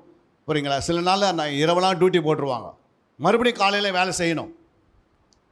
ஒரு சாதாரண ஒரு நாட்டை காக்கிறதுக்கு, புரியுதுங்களா, 6 மணி நேரம் தூங்குறதுக்கு மேலே கொடுக்க மாட்டேன்றாங்க. ஆனால் நம்ம நித்திய ஜீவனை பெறணும். அல்லேலூயா. பரலோக ராஜ்யத்தை சுதந்திரிக்கணும். பரலோக ராஜ்யத்துக்கு போகிறதுக்கு மனுஷன் உலகம் தூங்குற மாதிரி தூங்கி நிற்கக்கூடாது. ஆனால் சொன்ன விழுத்திருந்து என்ன பண்ணுங்க? ஜெபம் பண்ணுங்க. காலையில் விழுத்திருந்து ஜெபம் பண்ணு. அதிகாலையில் விழுத்திருந்து என்ன பண்ணு? ஜெபம் பண்ணு. நடுராத்திரியில் எழுப்பி என்ன பண்ணு? ஜெபம் பண்ணு. 25ஆம் அதிகாரம் அதிலே பாருங்கள். மத்தேயு 25:5 மணவாளன் வர தாமதித்த போது அவர்கள் எல்லாரும் நித்திரை மயக்கமாக இருந்தார்கள், தூங்கி விட்டார்கள். அல்லேலூயா. அப்போ மணவாளன் வரும்போது நீங்கள் தூங்கி நின்றீங்கன்னா என்ன பண்ண முடியாது? போக முடியாது. அல்லேலூயா. அப்போ என்ன பண்ணணும்? அங்கே 1ஆம் வசனம் சொல்லுது பாருங்க. அப்போது பரலோக ராஜ்யம் தங்கள் தீவெட்டிகளை பிடித்துக்கொண்டு மணவாளனுக்கு எதிர்கொண்டு போக புறப்பட்ட 10 கன்னிகைகளுக்கு ஒப்பாயிருக்கும். அவர்களில் 5 பேர் புத்தி உள்ளவர்களும் 5 பேர் புத்தி இல்லாதவர்களுமா இருந்தார்கள். புத்தி இல்லாதவர்கள் தங்கள் தீவெட்டிகளை எடுத்துக்கொண்டு போனார்கள், எண்ணெயையோ கூட கொண்டு போகவில்லை. புத்தியுள்ளவர்கள் தங்கள் தீவெட்டிகளோடு கூட தங்கள் பாத்திரங்களில் எண்ணெயையும் கொண்டு போனார்கள். புத்தி உள்ளவர்கிட்ட என்ன இருந்தது? அபிஷேகம் இருந்தது. ஐயோ எனக்கு அபிஷேகம் இல்லை அப்படின்னு ஏன் இல்லைன்னா நீ வசனத்துக்கு கேட்கறது இல்லை. புரியுங்களா? ஜெபம் பண்ணால் அபிஷேகம் வந்துடும். வார்த்தை கேட்டுக்கொண்டே இந்த அபிஷேகம் வந்துடும். அப்போஸ்தலர் 10:44 வாசனம். அவர்கள் வசனத்தை கேட்ட யாவரும் மேல் என்ன பண்ணிட்டார்? ஆண்டவரே தன் அபிஷேகத்தை ஊற்றினார். அதே நீங்கள் வாசிக்கும் போது, அதே அப்போஸ்தலர் 4ஆம் அதிகாரம் 31ஆம் வசனம் வாசிக்கும் போது, அவர்கள் ஜெபம் பண்ணின போது அவர்கள் கூடியிருந்த இடம் அசைந்தது. பாருங்க, ஜெபம் பண்ணின போது கூடியிருந்த இடம் அசைகிறது. அவர்கள் எல்லாரும் பரிசுத்த ஆவியினால் நிரப்பப்பட்டு, பாருங்க, பரிசுத்த ஆவியினால் என்ன பண்றாங்க? அவங்க நிரப்பப்படுறாங்க. அப்போ ஜெபத்துக்கு வந்தால் தானே நம்ம நிரப்பப்படுறோம். மாசத்துல ஒரு 30 இரவு நம்ம தூங்கின்னு இருக்கிறோம். ஒரு 30 இரவில் ஒரு 3 நாள் இரவு நேரத்தில் ஜெபம் பண்ணால் நிச்சயமாக ஆண்டவர் என்ன பண்ணுவார்? உன் ஆவியை நிரப்புவார். அல்லேலூயா. அப்போ ஆவியின்னு இறங்கினாதான் ஆத்மா நல்லா இருக்கும். ஆவியானது இல்லை அப்படின்னா உன் ஆவி அங்கே அலக்கடிக்கும். அடிக்கடிக்கு என்ன பண்ணோம்? ஆவியில் தூக்கம் வந்துடும். படுத்துனே உட்காந்துனே தூங்குவாங்க சிலவங்க. அல்லேலூயா. அப்போ இந்த ஆவின்னு இறங்கணும். ஆத்மாவில் கிறிஸ்து உருவாகணும். சரீரத்தில் எல்லா பாவத்தையும் அடிக்கணும். இந்த வேலை யார் செய்கிறது? இதெல்லாம் நம்ம எதுவுமே செய்யாமே நம்ம என்ன பண்ணுறோம்? ஞானஸ்தானம் எடுத்துகிட்டு பிறகு அப்படியே பரலோகத்துக்கு போயிடலான்னு பார்க்குறோம். அல்லேலூயா. ஞானஸ்தானத்திலே 3 ஞானஸ்தானம் இருக்குது. என்னென்ன ஞானஸ்தானம் இருக்கிறது பாருங்க. மத்தேயு 3:11 எல்லாம் சொல்றாரு. இயேசு என்ன சொல்றாரு பாருங்க. மனம் திரும்புதலுக்கென்று நான் ஜலத்தினால் உங்களுக்கு ஞானஸ்தானம் பாருங்க, கொடுக்கிறேன். மனம் திரும்புதலுக்கென்று நான் உங்களுக்கு ஜலத்தினால் ஞானஸ்தானம் கொடுக்கிறேன். எனக்கு பின் வருகிறவரோ என்னிலும் வல்லவராய் இருக்கிறார். அவருடைய பாதரட்சைகளை சுமப்பதற்கு நான் பாத்திரன் அல்ல. அவர் பரிசுத்த ஆவியினாலும் அக்னியினாலும் உங்களுக்கு ஞானஸ்தானம் கொடுப்பார் அப்படின்னு யார் சொல்றது? அட்ரஸ் ப்ரூஃப் பண்றாரு. அப்போ யாமஸ்தானகன். அல்லேலூயா. நான் மனம் திரும்புதலுக்கென்று, உங்களுடைய மேய்ப்பர் வந்து மனம் திரும்புதலுக்கென்று உங்களுக்கு ஒரு ஞானஸ்தானம் கொடுத்துருக்கிறார். பாவ மன்னிப்புக்கென்று ஞானஸ்தானம் பெற்றிருக்கிறீங்க. இயேசு இருதயத்தில் விசுவாசித்து ஆவினால் அறிக்கை செய்து இந்த ஞானஸ்தானம் பெற்று உள்ளே உட்காந்துருக்கீங்க ஜலத்தினால. ஆனால் ஜலத்தினால் எடுத்துகிட்டு உட்காந்துட்டனால பரலோகத்துக்கு உள்ளே போக முடியாது. அப்போ அடுத்த ஞானஸ்தானுக்கு வரணும். பரிசுத்த ஆவினாலே ஞானஸ்தானம் கொடுப்பார், அக்னினாலே ஞானஸ்தானம் கொடுப்பார். அப்போ பரிசுத்த ஆவி அக்னின்னு சொல்லுதா? பரிசுத்த ஆவினால் ஞானஸ்தானம் பெறணும் என்று அப்போஸ்தலர் 1ஆம் அதிகாரம் 4ஆம் வசனத்தை வாசிங்க. 4. அன்றியும் அவர் அவர்களுடனே கூடி வந்திருக்கும் போது அவர்களை நோக்கி, யோவான் ஜலத்தினாலே ஞானஸ்தானம் கொடுத்தான். பாருங்க, யோவான் ஜலத்தினாலே ஞானஸ்தானம் கொடுத்தான். நீங்கள் சில நாளுக்குள்ளே பரிசுத்த ஆவியினாலே ஞானஸ்தானம் பெறுவீர்கள். இப்போ எத்தனை பேர் பரிசுத்த ஞானஸ்தானம் பெற்றவங்கள்ட்ட கரங்களை உயர்த்துங்க. பாருங்க, ரொம்ப கஷ்டம். புரியுங்களா? பரிசுத்த ஆவியான யோவான் ஸ்தானகம் என்ன பண்றாரு? ஜலத்தினால ஞானஸ்தானம் கொடுக்கிறாரு. அதுக்கு அடுத்தது பரிசுத்த ஆவினாலே நீங்கள் மாஞ்சா இருந்தால் தான் அது பெற்றுக்கொள்ள முடியும். அப்போ பரிசுத்த ஆவி உன் மேலே இறங்க அப்படின்னா பரிசுத்த ஆவி உங்களை மேலே கொண்டு போக முடியாது. கொண்டு போக முடியுமா? பரிசுத்த ஆவினார் எலியா மேலே இறங்கின பிறகு எலியா என்ன பண்ணிட்டாரு? ஒரு இடத்துல இன்னொரு இடத்துக்கு என்ன பண்ணார்? பரலோகத்துக்கு கொண்டு போகிறாரு. அப்போ யார் கொண்டு போகிற வேலை? பரிசுத்த ஆவியானவர் என்ன பண்ணுறாரு? எலியாவை எங்கே கொண்டு போயிட்டாரு? உயிரோடவே பரலோகத்துக்கு கொண்டு போகிறாரு. அப்படி போக முடியுமா? ஆவியான உனக்குள்ளே இருந்தால் நீ எங்கேனாலும் போகலாம். ஒருத்தர் மேலே ஆவியான இருக்கிறான்னு எப்படி கண்டுபிடிக்க முடியும்னா, வாசிங்க அந்த வசனத்தை. 3ஆம் அதிகாரம் 8ஆம் வசனம். யோவான் 3:8. காற்றானது தனக்கு இஷ்டமான இடத்திலே வீசுகிறது. அதன் சத்தத்தை கேட்கிறாய். ஆகிலும் அது என்ன இடத்திலிருந்து வருகிறது, என்ன இடத்துக்கு போகிறது என்று உனக்கு தெரியாது. ஆவினால் பிறந்தவன் எவனும் அவனும் அப்படியே இருக்கிறான். எப்படி இருக்கிறான்? காற்றை போல இருக்கிறோம். நம்ம இருக்கிறோமா? நம்ம வீட்டில் இருந்து கிளம்பும் போதே பக்கத்து வீட்டுக்கு தெரிஞ்சிது எங்கே போகிறாங்கன்னு. இவங்க நம்மளே சொல்லிட்டு வந்துருக்கிறோம். அல்லேலூயா. ஒரு ஆவிக்குரியவர்கள் எப்படி இருப்பாங்கன்னா, எங்கே போகிறாங்க எங்கே வரான்னு யாரையுமே தெரியாது. ஏன் அப்படின்னா, ஆவியான நாளைக்கு பூகம்பம் வரப்போகுது அப்படின்னா உனக்கு கொண்டு போய் சென்னையில் வைப்பார். அங்கே பூகம்பம் தூக்கின்னு வந்து எங்கே வைப்பார்? இங்கே வைப்பார்.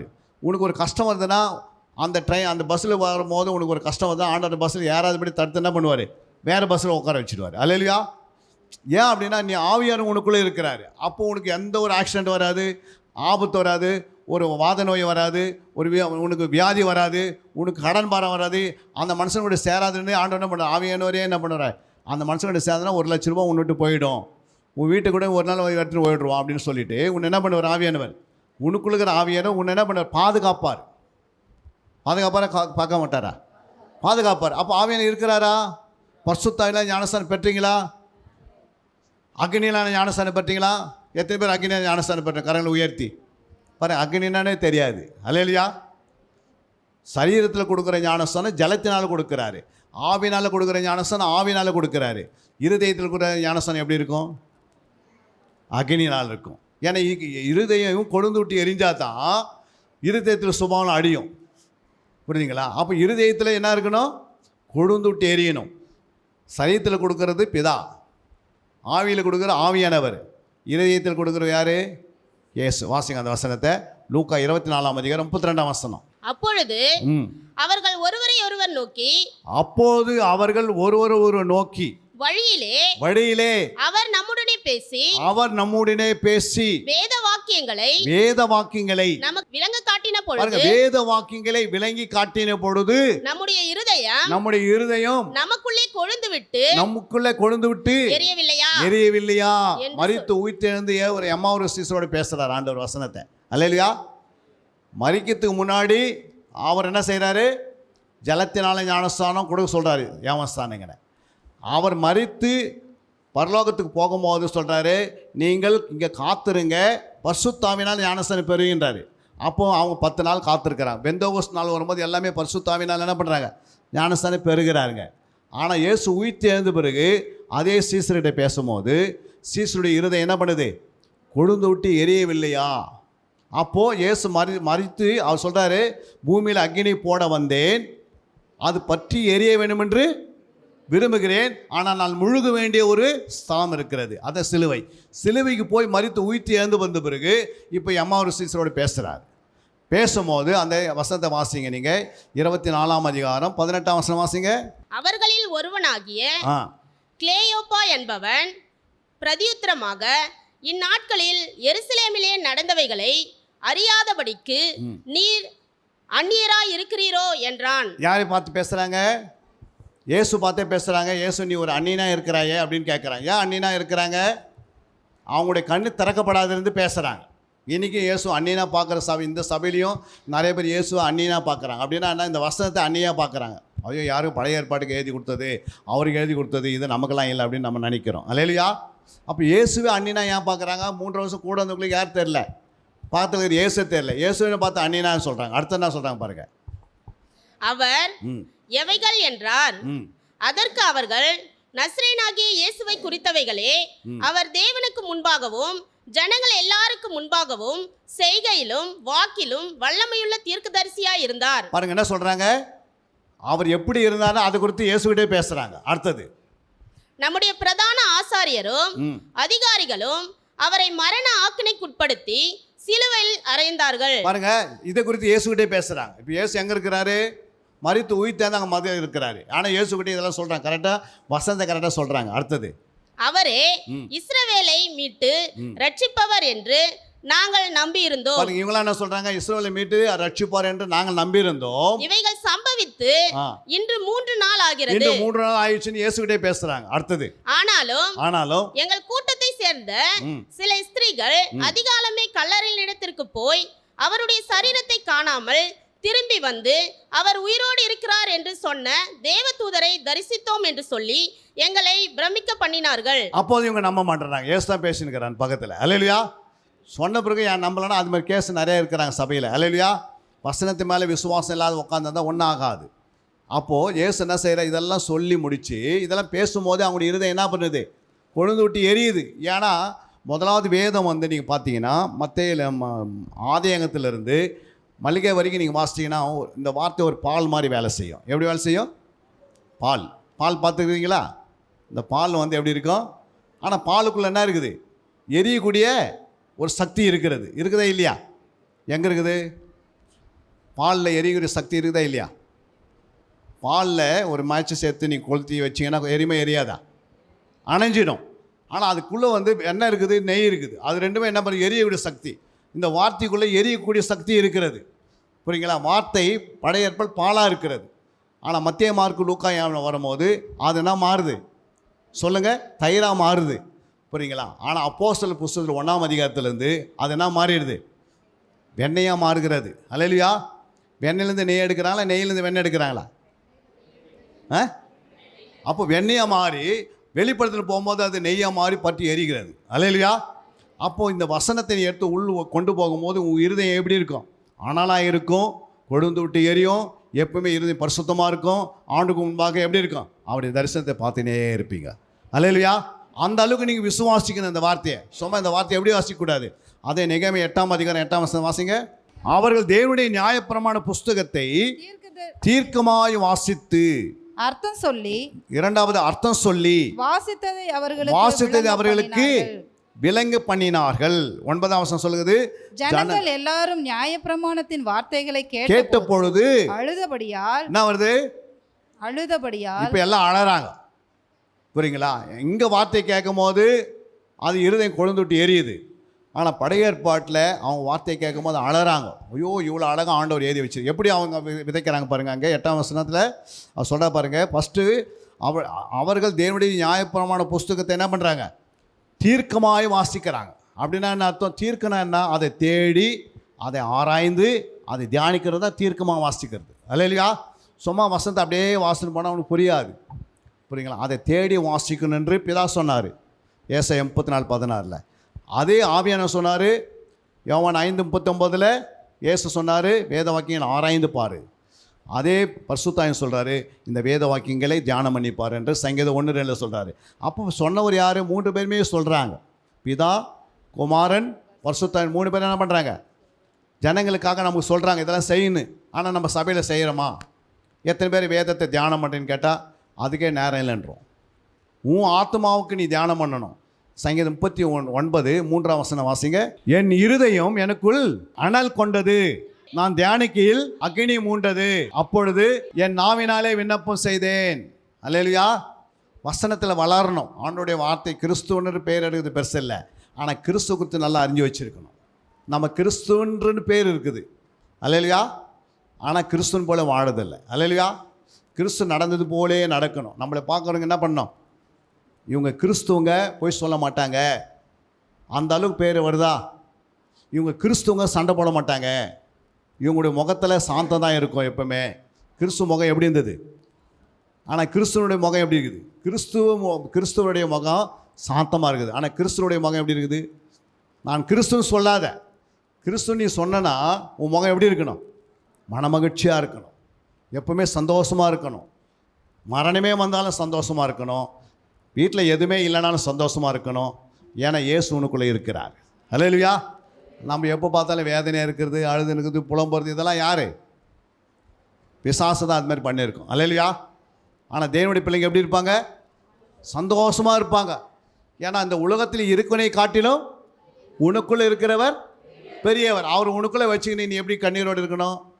நீ எப்பவுமே மனமகிழ்ச்சியாக இருக்கணும், எப்பவுமே சந்தோஷமாக இருக்கணும். ஒரு துக்க வீட்டுக்கு போனால் அழுகிறானா, நீ அவங்களோட அழு.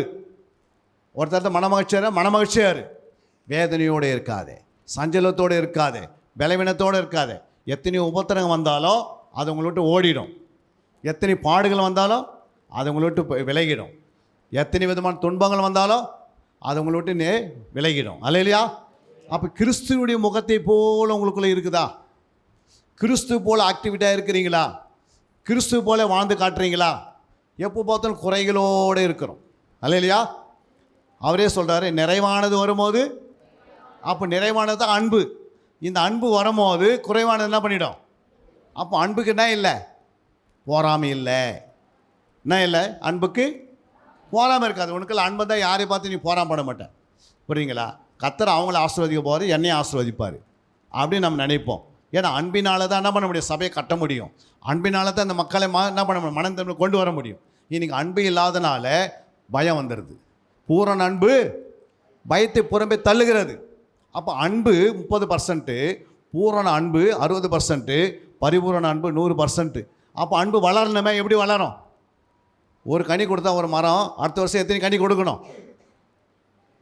நம்ம இந்த மாதம் நீ 10,000 ரூபாய் சம்பளம் வாங்குற, அடுத்த வருஷம் எவ்வளோ வாங்குவேன்? அதே 10,000 வாங்குறோமா? 1,000 ரூபாய் போட்டு தராங்களா? அதை மட்டும் கரெக்டாக கேட்டு வாங்குகிறோம். ஆனால் சபைக்கு அன்பு என்ன பண்ணுறதில்ல. போன மாதம் நீ கொடுத்தா 10 ரூபா, அதே காணிக்கை இந்த மாதம் 10 ரூபா, அதே 10 ரூபா தான் விடுது. அப்படின்னா அர்த்தம் வளர்ச்சி இல்லை. போன மாதம் நீ அன்பாக இருந்த 30%, அடுத்த வருஷம் ஆகும்போது அது பூரண அன்பாக மாற்றணுமே. யார் மாற்றுறது? அன்புக்கு வழி காட்டியிருக்கிறார். வேதத்தை கையில் கொடுத்துருக்கிறாரு, ஆவியனை கொடுத்துருக்கிறாரு, மேய்ப்பரை கொடுத்துருக்கிறாரு. அப்புறம் யார் இருக்காங்க? சபையில் சொல்லுங்கம்மா. உன் அன்பு வளர்கிறதுக்கு யார் உதவியாக இருக்கிறாங்க? ஃபஸ்ட்டு யார் இருக்கிறது? போதை இருக்கிறார், அடுத்தது ஆவியானவர் இருக்கிறார், வேதம் கையில் இருக்குது. ஏன் அன்பு வளர மாட்டேங்குது? பைபிளை வாசிக்கிறது இல்லை. வாரத்துக்கு ஒரு நாள் வாசித்தானே ஆகும். அனுதினமும் அந்த வசனத்தை என்ன பண்ணோம்? தீர்க்கமாய் வாசிக்கணும். எப்படி வாசிக்கணும்? தீர்க்கமாய் வாசிக்கணும், அர்த்தத்தோடு வாசிக்கணும், புரிந்து கொள்வதோடு வாசிக்கணும், விலகி கொள்கிறதா வாசிக்கணும். அப்படின்னு தான் அங்கே நெகேமியா 8:8 வாசித்தோம். அவங்க எப்படி வாசிக்கிறாங்க? தீர்க்கமாய் வாசிக்கிறாங்க, சொல்லித்தராங்க. அன்புனா என்ன? புரியுங்களா? அன்பு சும்மா பிறகுமா? ஒரு குழந்தை தானாக பிறந்துடுமா? கல்யாணம் ஆகிருக்கணும். அப்புறம் மனைவி எங்கே போயிட்டாங்க? கல்யாணம் அன்றைக்கி நைட்டு கல்யாணம் ஆகிட்டு அன்றைக்கே அவங்க ஒரு ஃப்ளைட்டை பிடிச்சின்னு அமெரிக்காவுக்கு போயிட்டாங்க. 10 வருஷம் 10 வராங்க. எத்தனை குழந்தை இருக்க வீட்டில்? ஒன்று கூட இருக்காது. ரட்சிக்கப்பட்ட ஞானஸ்தானம் எடுத்துட்டோம், இயேசுக்கு நமக்கு தொடர்பே இல்லை. அன்பு பிறகுமா? பிறக்கவே பிறக்காது. சும்மா வரவங்க சர்ச்சுக்கு போவீங்க, முடிவு பார்த்தா நரகம் எங்கே இருக்கும்? ஆத்மா நரகத்துக்கு போயிடும், சரீரம் கல்லறைக்கு போயிடும். ஜீவ புஸ்தகம் என்ன இருக்காது? பேரே இருக்காது. எப்போ கறிக்கு போட்டிருப்பார். ஏன்னா உனக்கு அட்னஸை கொடுக்க தெரியல. ஆண்டருக்கும் உனக்கும் அனுதினம் என்ன இருக்கணும்? தொடர்பு இருந்தால் தான் என்ன உண்டாகுது? அட்னஸ் கரெக்டாக இருக்கும். உனக்கும் ஆண்டருக்கு என்ன இருக்கணும்? ஜெப வாழ்க்கை இருக்குதா? ஜெப உறவு இருக்குதா? தேவனோட ஒரு உறவு வச்சுக்கணும். உலகத்தோடு வைக்கிறியா இல்லையோ, ஆனால் யாரோட உறவு வைக்கணும்? தேவனோட ஒரு உறவு இருக்கணும். தேவனோட பேசணும். ஒரு 4 மணி நேரம் ஆண்டோட பேசினா என்ன நடக்கும்? ஒரு 4 மணி நேரம் ஆண்டோட பேசினா என்ன நடக்குமா? அவருடைய முகத்தின் வெளிச்சம் உன் மேலே உதிக்கும். அல்லேலூயா. நீ யார்கிட்ட போய் பேசுனதுனால அவன் முகத்தின் முகம் வெளியே என்ன பண்ணுது? இருள் உன் மேலே வீசுறதுனால எப்பவுமே நீ இருளிலே இருக்கிற. தேவன் வெளிச்சமாக இருக்கிறாரு, அவர் ஒளியாக இருக்கிறாரு, அவர் பிரகாசமாக இருக்கிறாரு. அவர் எப்பவுமே எப்படி இருக்கிறாரு? ஆசீர்வாதமாக இருக்கிறாரு. அவரோட பேசுகிறவங்க அப்படி தான் இருப்பாங்க. அவரோடு விட்டுட்டு நீ ஊரெல்லாம் பேசினாரு, அதனால தான் ஜபம் வர மாட்டேது. ஏன் ஜபம் வரலன்னா அவரோட பேச கற்று தெரில. அல்லேலூயா. அப்போ நமக்கு ஆண்டவருக்கும் ஒரு கனெக்ட் இருக்குனால ரட்சிக்கப்பட்டல. அவர் தாலி கட்டு போயிருக்கிறாரு, உடன்படிக்கை பண்ணியிருக்கிறார் ஞானஸ்தானத்தில். அப்போ அதோட மனைவி போன மாதிரி நம்ம போயிட முடியுமா? நமக்கு ஆண்டவருக்கு என்ன இருக்கணும்? ஒரு தொடர்பு இருக்கணும். அடிக்கடிக்கு ஆண்டவர்கிட்ட கேட்கணும். உன் கஷ்டத்தை சொல்லினே இருக்கணும். ஆண்டவரே எனக்கு இந்த ப்ராப்ளம் இருக்குது, கோபம் அடிக்கடிக்கு வருது, நான் என்ன செய்யணும் ஆண்டவர்னா அவர் வசனத்தை காட்டுவார். எனக்கு எரிச்சல் வருது அப்படின்னா என்ன பண்ணணும்? அவர் வசனத்தை காட்டுவார். புரியுங்களா? ஐயோ எனக்கு ரொம்ப கடன் பாருங்குது, உனக்கு என்ன பண்ணுவார்? அந்த வசனத்தை காட்டி நீயும் அநேக ஜாதிகளுக்கு கடன் கொடுப்பாய், என்ன பண்ணுவேன் அப்படின்னு அந்த வசனத்தை வாக்கு தத்துவம் கொடுத்து சுதந்திரித்துக்கொள் அப்படின்னுவார். அப்போ இதெல்லாம் நம்ம வசனம் இல்லாமல் கர்த்தரை ஆசீர்வதிக்கவே முடியாது. நாமே 8 மணி நேரம் கஷ்டப்படுவோம், நாமே அந்த வீட்டுக்கு என்ன பண்ணுவோம்? லோன் கட்டி நிற்போம், நாமே என்ன பண்ணுவோம்? கடைசி வரைக்கும் அதுலேயே நம்ம நேரத்தை செலவு பண்ணி அப்புறம் வரிகள் ஆத்மா போகவே போகாது. அல்லேலூயா. அப்போ ஆண்டவர் சொல்கிறாரு, நீ ஓடும் போது நான் உன் கூட வரணும்.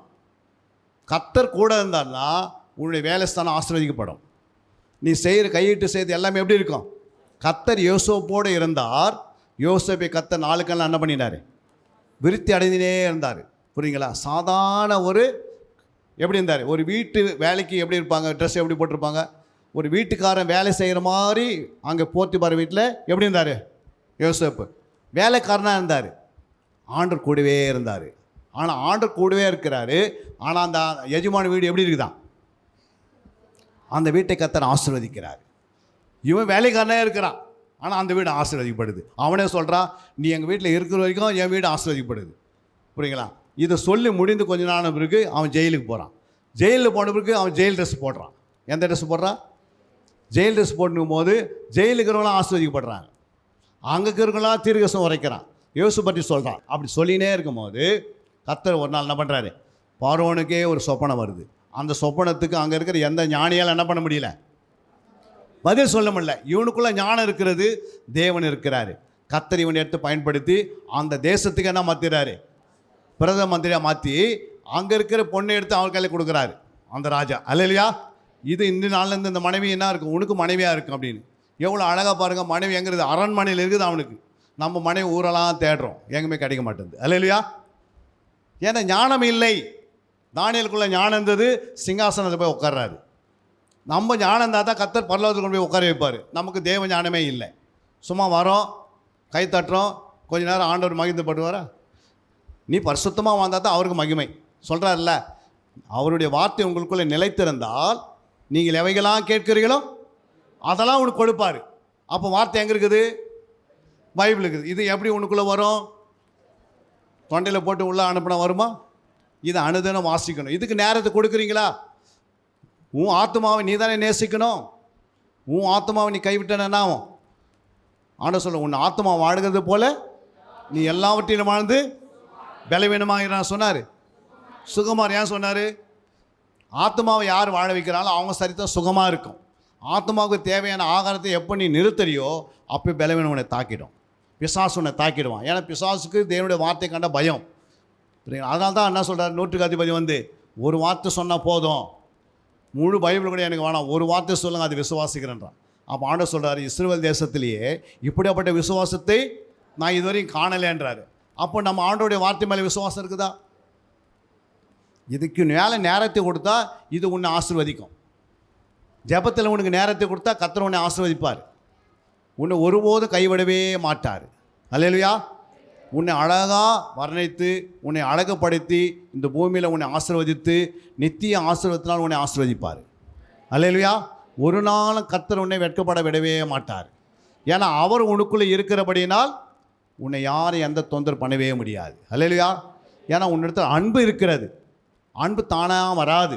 கற்பனையின் பொருள் சுத்த இருதயம், நல்ல மனசாட்சி, மாயமற்ற விசுவாசம். இது மூணும் உனக்குள்ளே இருக்கணும்.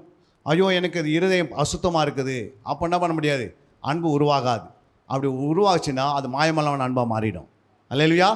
அப்போ அன்பு உருவாகணும்னா கற்பனைகளை என்ன பண்ணிடணும், நியாயப்பிரமாணத்தை படிக்கணும், தீர்க்கதரிசன ஆகமங்களை படிக்கணும், அப்புறம் சங்கீதங்களை படிக்கணும். அதில் நிலைத்திருந்து அதுக்கு இடவிடாமல் நேரத்தை கொடுக்கணும். அதான் லூக்கா 24:44 சொல்றாரு. வாசிங்க. அவர்களை நோக்கி மோசேயின் நியாயப்பிரமாணத்திலும் பாருங்க, மோசேயின் நியாயப்பிரமாணத்திலும் தீர்க்கதரிசிகளின் ஆகமத்திலும் தீர்க்கதரிசியுடைய ஆகமத்திலும் சங்கீதங்களிலும் என்னை குறித்து எழுதியிருக்கிற எல்லாம் நிறைவேற வேண்டியது என்று நான் உங்களோடு இருந்தபோது உங்களுக்கு சொல்லிக் கொண்டு வந்த விசேஷங்கள் இவைகளே. அப்போ ஆண்டவர் எதெல்லாம் பேசுறாரு? நியாயப்பிரமாணத்தை ஆதியாகத்திலிருந்து உபாகம புஸ்தகம் வரைக்கும் 5 புஸ்தகத்தை குறித்து பேசுறாரு. அல்லேலூயா. யார்கிட்ட பேசுகிறாரு? மத்தேயு, மார்க்கு, லூக்கா, யோவானில் பேசுகிறாரு. அப்போது நியாயப்பிரமாணத்தை பயன்படுத்துகிறாரு, தீர்க்கதரிசன ஆகமங்களை பயன்படுத்துகிறாரு, சங்கீதங்களை பயன்படுத்துகிறாரு. என்னை குறித்து எழுதியிருக்கிறது போய் பாருங்கள். இப்போ இயேசு பற்றி ஆதாயத்தில் இருக்கிறாரு இல்லையான்னு கேட்டால் அதில் போய் பார்த்தா இயேசு இருக்கிறாரு. இயேசுடைய வார்த்தை இருக்கிறது. உன் வித்துக்கும் அவளை வித்துக்கு என்ன பண்ணாக்குவேன் அப்படின்னு இயேசு ஆரம்பத்திலே ஆரம்பிச்சிட்டாரு. 3ஆம் அதிகாரத்தில் ஆரம்பித்து வராரு. அப்போ இயேசு ஆரம்பத்திலேருந்தே வருகிறதை நான் பார்க்க முடியும். நியாயப்பிரமாண புத்தகத்தில் ஃபுல் முழுமையாக எழுதப்பட்டிருக்கிறது. புரியுங்களா? அப்புறம் தீர்க்கதரிசன ஆகமங்கள் எழுதப்பட்டிருக்கிறது. அதுக்கு பிறகு என்ன சொல்றாரு? சொல்லுங்க. அப்போது வேத வாக்கியங்களை அறிந்து கொள்ளும்படி அவர்களுடைய மனதை அவர் திறந்து பாருங்க, இங்கே தான் திறக்கிறார் மனதை. புரியுங்களா? இவ்வளோ நாள் மனதை என்ன பண்ணல, யாருடைய மனதுனா மனக்கண்கள் திறக்கப்படுகிற இடம் ஒரே இடம் தான் இயேசு திறக்கிறார். ஏன்னா அப்படின்னா இயேசு பரலோகத்துக்கு போய் என்ன பண்ணுறாரு? இயேசு மரித்து உயிர்த்தெழுந்து சீசருடைய மனதை திறக்கிறாரு. ஏன் திறக்கிறாரு? ஏமா திறக்கிறாரு? சொல்லுங்கள், ஏன் திறக்கிறார் ஆண்டவர்? அவங்களுடைய மனதை ஏன் திறக்கிறாருன்னு கேட்குறேன். மறுபடியும் வாசிங்க அந்த வசனத்தை. அப்பொழுது வேத வாக்கியங்களை அறிந்து கொள்ளும்படி அப்படி இந்த போதும். இந்த வேதத்தை நீங்கள் அறியணும்னா உங்கள் மனக்கண்கள் திறக்கப்பட்டிருக்கணும். புரியுங்களா? ஒரு மனுஷனுக்கு 6 கண்கள் இருக்கிறது. எத்தனை கண்கள்? 6 கண்கள் இருக்கா இல்லையா? நமக்கு 6 கண் இருக்குதே இல்லையா? இயேசுக்கு 7 கண்கள் இருக்குதுன்னு எழுதப்பட்டது வெளிப்படுத்தல. அப்போ நமக்கு எத்தனை கண் இருக்குது? 6 கண் இருக்கிறது. இந்த 6 கண்ணில் 2 கண் மாம்ச கண். இந்த கண்ணில் தான் இப்போ நான் உட்காந்து போயின்னு வந்துன்னு இருக்கிறோம். அல்லையா?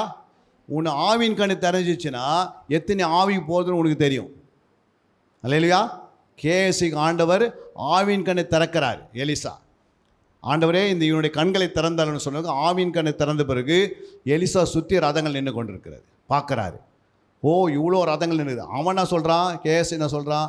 ஆண்டவரே நம்ம இன்றைக்கி மறித்தோம், இன்றைக்கி நம்ம தப்பிக்கவே முடியாது, நம்மளை சுற்றி எதிரிகள் என்ன பண்ணியிருக்கிறாங்க, சுற்றி இருக்கிறாங்க அப்படின்ட்டு காட்டின பிறகு எலிசா சொல்கிறாரு, நீ அதை பார்க்காது, இப்போ நான் உன் கண்ணை திறக்குன்னு சொல்லி ஜோம் பண்ணுறாரு. ஜோம் பண்ணும்போது ஆண்டவர் என்ன பண்ணுறாரு? அங்கே கேஎஸ்டைய கண்ணை திறந்து காட்டுறாரு. அப்போது எலிசா சுற்றி ரதங்கள் நின்று கொண்டிருக்கு. இன்றைக்கி நமக்கு சுற்றி எவ்வளோ ரதங்கள் நின்று கொண்டிருக்கிறது, எவ்வளோ தூதர்கள் இறங்குறது ஏறுதமாக இருக்கிறாங்கன்னு நமக்கே தெரியல. அல்லேலூயா. நம்முடைய ஆவின் கண்ணை திறக்கும் போது தரிசனத்தை பார்ப்பேன், மனக்கண்கள் திறக்கும் போது வேதத்தை பார்ப்பேன், சரீர கண்ணை திறந்தால் அற்புதங்களை பார்ப்பேன். அல்லேலூயா. ஒரு குஷ்டவம் குணமாகிறதுக்கு என்ன கண்ணை திறக்கணும்? ஒருத்தர் குஷ்டரோகியாக இருக்கிறாரு, அவர் குணமாயிட்டார், அவர் பரிசுத்தமாயிட்டார், சுத்தமாயிட்டார்னா எந்த கண்ணை திறக்கணும்? சரீர கண்ணிலே பார்த்துடலாம். அதுக்கு போய் என்ன பண்ண தேவையில்லை. குஷ்டரோகியை ஆவின் கண்ணை திறங்க, ஆண்டவரே நான் அவர் பார்க்கணும்னு சொல்ல தேவையில்லை, சரீர கண்ணே போதும். ஆனால் அவனுக்குள்ளே என்ன அத்தனை ஆவி இருக்குதுன்னு பார்க்கணுன்னா நீ கண்ணை திறங்க, ஆவின் கண்ணை திறந்தால் அவருக்குள்ளே எத்தனை ஆவின்னு கண்டுபிடிக்கலாம். அல்லேலூயா. அதே அவருடைய மனக்கண்ணை திறந்தால் அவர் பரிசுத்தமாக இருக்கிறாங்க கண்டுபிடிச்சிடலாம், வேதத்தின்படி நடக்கிறார் இல்லையான்னு. அல்லேலூயா. அதனால தான் இயேசு என்ன சொல்கிறாரு, மரித்து உயிர்த்தெழுந்து முதலாவது என்ன பண்ணுறாரு, அவனுடைய மனதை திறக்கும்படி, வேதத்தை அறிந்து கொள்ளும்படி மனதை திறக்கிறார். அல்லேலூயா. அப்போ மனதை திறந்த பிறகு அதனால தான் என்ன சொல்கிறாரு, சங்கீதம் 119:18 உமது வேதத்தில் உள்ள அதிசயங்களை, வேதத்தில் உள்ள அதிசயங்களை பார்க்கும்படி திறந்தருளும், என் கண்களை திறந்தருளும். அப்போ வேதத்தில் உள்ள அதிசயங்கள்லாம் பார்க்கணும்னா என்ன கண்ணை திறக்கணும்? மனக்கண்கள் திறக்கணும். தாவீது ஜெபம் பண்ணுறாரு, ஆண்டவரே இந்த வேதத்தில் உள்ள அதிசயங்களாக நான் பார்க்கணும். அப்போ அதிசயம்னா என்ன? அதிசயம்னா என்னம்மா? அதிசயம்னா என்ன? அதிசயம்னா இயேசு தான் அதிசயம். அல்லேலூயா. அப்போ அதிசயமான அந்த இயேசுவை நான் பார்க்கணும், இந்த வேதத்தில் இருக்கிறாரு. அதிசயம் எங்கே இருக்குதா? வேதத்தில் இருக்குதா? அதான் சொல்ல, வேதத்தில் உள்ள அதிசயங்களை பார்க்க என் கண்களை திறந்தரணுன்ற ஜெபம் பண்ணுறார். இப்படி யாருன்னா ஜெபம் பண்ணிக்கிறீங்களா? ஆண்டவர் இந்த வேதத்தில் அதிசயம் நான் பார்க்கணுன்னு. ஏன்னா அப்படிப்பட்ட ஜெபம் நம்ம வந்ததுக்கே இல்லை. நம்மளுடைய ஜெபம்லாம் எப்படி இருக்குது? ஆண்டவர் வேலை கொடுங்க, அப்புறம் வீட்டை கொடுங்க, அப்புறம் என்ன கொடுங்க? 3 வேளை ஆகாரம் கொடுங்க, என் பையனுக்கு கல்யாணத்துக்கு நல்ல மாப்பிள்ளை தாங்க, பொண்ணு தாங்க தான் கேட்டுன்னு கொடுக்கும். இது கேட்காதே உலகத்துக்கு கிடைக்குது. அல்லேலூயா. அவங்க ஜெபம் பண்ணாதே எல்லாத்தையும் வாங்கிக்கிறாங்க. ஆண்டவரே எனக்கு வந்து வயிற்று வலி சுகமாயிடுச்சு அப்படின்னு நம்ம சாட்சி கொடுக்குறோம். ஆனால் உலக மக்கள் என்ன நினைப்பான்? கடவுளே எந்த அற்புதம் பெறாதே அவர் சாட்சி கொடுக்குறான். அவனுக்கு எப்போவுமே வயிறு எப்படி இருக்குது? நல்லா இருக்குது. புரியுங்களா? என் கண்ணை திறந்துட்டான்னு நம்ம சாட்சி கொடுக்குறோம். சொல்கிறோமே இல்லையா? நம்ம கண்ணை திறந்த சாட்சி. அப்போ உலக மற்ற பார்த்தா என்ன பண்ணுவோம்? என் கண்ணு ஏற்கனவே திறந்து தான் கிடக்குதுன்றான். அதெல்லாம் இல்லை, இயேசுவை நிரூபித்து காட்டணும். மரித்தேன், சதா காலம் எப்படி இருக்கிறாரு? உயிரோடு இருக்கிறாரு. இன்றைக்கி நீ மரித்தா நம்ம பரலோகத்தில் கண்ணை திறப்போம், ஆனால் அவன் மரித்தா நரகத்தில் திறப்பான். அதை தான் சாட்சி கொடுக்கணும். அல்லேலூயா. அப்போ தான் உலக மக்கள் பயம் வரும். ஐயோயோ ஆத்மா ஒன்று இருக்குது, அது மரித்தா நரகத்துக்கு போயிடுன்னு அவனுக்கு தெரியும். வாசிங்க அந்த வசனத்தை 119:25. என் ஆத்மா மண்ணோடு ஒட்டி கொண்டு இருக்கிறது. அப்படின்னா யாருடைய ஆத்மா மண்ணோடு ஒட்டி கொண்டு இருக்குது? மண்ணென்று உலகம், இந்த உலகத்தோடு இணைஞ்சிருக்குது தாவீதுடைய ஆத்மா. ஐயோ என்னுடைய ஆத்மா மண்ணோடு ஒட்டி கொண்டிருக்கிறது, உமது வசனத்தின்படி என்னை உயிர்ப்பியோ. உங்களுடைய வசனத்தை அனுப்பி எப்படியாவது என்ன பண்ணிடுங்க, உயிர்ப்பின்றார். வசனம் எங்கே போதும் அதை தான் சுவிசேஷம். சுவிசேஷம் ஏன் விதைக்கிறேன்னா, இப்போ நமக்கு தெரியாது, ஒருத்தருக்கு சுவிசேஷம் சொல்கிறேன்னா நீ விதத்தில் வந்துடுற, அது ஒரு நாள் அவங்களோட என்ன பண்ணோம், அந்த சுவிசேஷம் அவங்களை உயிர்ப்பிக்கும். ஆத்மாவை செத்து போன ஆத்மா உயிரோடு எழுப்போம். அதனால தான் 1 பேதுரு 2:24 வாசிக்கிறோம். நாம் பாவங்களுக்கு செத்து, நான் பாவத்துக்கு செத்து நீதிக்கு பிழைத்திருக்கும்படிக்கு. அப்போ நம்ம எதுக்கு பிழைக்கணும்? நீதிக்கு பிழைக்கணும், பாவத்துக்கு சாகணும். நமக்குள்ளே பாவம் செத்ததா இல்லையா? இன்னும் எத்தனையோ பேருக்குள்ள பாவம் அப்படியே இருக்குது. அந்த பாவத்தை நீ சாக அடிக்கணும். நான் பாவத்துக்கு செத்து, பாவமே என்னது? பாவம் வந்து ஆத்மாவை சாகடிச்சிடும். புரியுங்களா? பாவத்துக்கு சம்பளம் மரணம். அதனால் இந்த பாவம் உள்ள யாருக்குள்ளே இருக்குதோ அவங்க ஆத்மா செத்துக்கினே இருக்கும். அதனால தான் நம்ம பாவத்தை அழிக்கணும். என்ன செய்யணும்? 1 யோவான் 3:18 என்ன சொல்கிற? 3:8 பாவங்களை அழிக்கணும். அழி பார்க்கலாம். 1 யோவான் 3:8 பாவம் செய்கிறவன் பிசாசினால் பாருங்க, பாவம் செய்கிற யாரால இருக்கிறா? பிசாசினால் உண்டாயிருக்கிறான். ஏனெனில் பிசாசானவன் ஆதி முதல் பாவம் செய்கிறான். பிசாசான ஆதி முதல் பாவம் செய்கிறான். எப்போ? ஏதேன் தோட்டத்திலே பாவம் செய்கிறான். ஆதி முதல் பாவம் செய்கிறான். வாசிங்க. பிசாசினுடைய கிரியைகளை அழிக்கும்படிக்கு தேவனுடைய குமாரன் வெளிப்பட்டார். தேவனுடைய குமாரன் என்ன பண்ணிட்டாரு? வெளிப்பட்டார். அப்போ பிசாசின் கிரியை எங்கே இருக்குது? ஒவ்வொரு மனுஷனுக்குள்ளே போட்டான். புரியுங்களா? ஒருத்தருக்கு கொரோனா வந்தால் எல்லாருக்கும் என்ன வந்துடுச்சு? கொரோனா வந்துடுச்சு. அது மாதிரி ஆதாமுக்கு பாவம் வந்தனால உலகத்துக்கு அத்தனை மக்கள் என்ன வந்துடுச்சு? பாவம் வந்துடுச்சு. இந்த பாவ கிரிகளை அழிக்கும்படிக்கு இயேசு என்ன பண்ணுறாரு? இந்த பூமியில வெளிப்பட்டார்.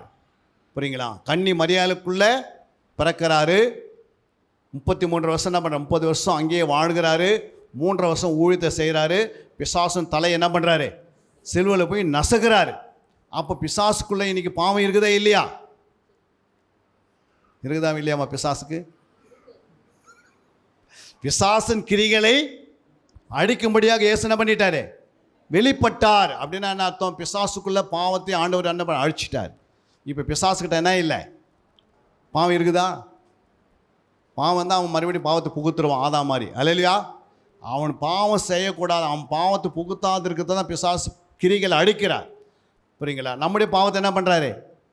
நம்முடைய பாவங்களை சுமக்கிறாரு, பிசாசன் பாவங்களை அழிக்கிறாரு. என்கிட்ட 100 முட்டை இருந்தது, அந்த முட்டையை நான் தூக்கின்னு வந்தேன், அதை ஆண்டவர் சுமந்துட்டார். அல்லையா? ஆனால் பிசாசுக்கிட்ட இருக்கிற முட்டையை என்ன பண்ணிட்டார்? ஆண்டவர் தூக்கி தரையில் போட்டார். என்ன ஆயிடுச்சு? முட்டை மறுபடியும் உருவாகாது. அப்போது இன்றைக்கி பாவம் எப்படி வருகிறது அப்படின்னா, சபைக்குள்ளே துன்மார்க்குடைய ஆலோசனையில் ஏற்கனவே பிசாசு போட்டு வச்சுருக்காங்க உலகத்தில். அது அப்படியே கனெக்ஷன் ஆகினே இருக்குது. நம்மளுடைய வேலைன்னா 6 நாள் வேலைக்கு போகிறோம். நம்ம யாரோட பழகிறோம்? அதிகமாக யாரோட பழகிறோம்? உலகத்தோடு பழகிறோம். ஆனால் நீ எவ்வளோ உலகத்தோடு பழகினாலும் அவங்ககிட்ட இருக்கிற பாவத்தை மூட்டை கட்டிங்கன்னு யார்கிட்ட வர? ஆலயத்துக்கு வர. ஆலயத்தில் வந்திருக்கு, தலைமையில் கை வச்சு யார் ஜெபம் பண்ணுறது? மேய்ப்பர் ஜெபம் பண்ணுறாரு. அந்த வியாதி அவர் சுமந்து மறுபடியும் அவர் போய் எங்கே உட்காரணும்? பலிபீடத்தில் உட்காந்து அவர் அறிக்கை செய்கிறாரு.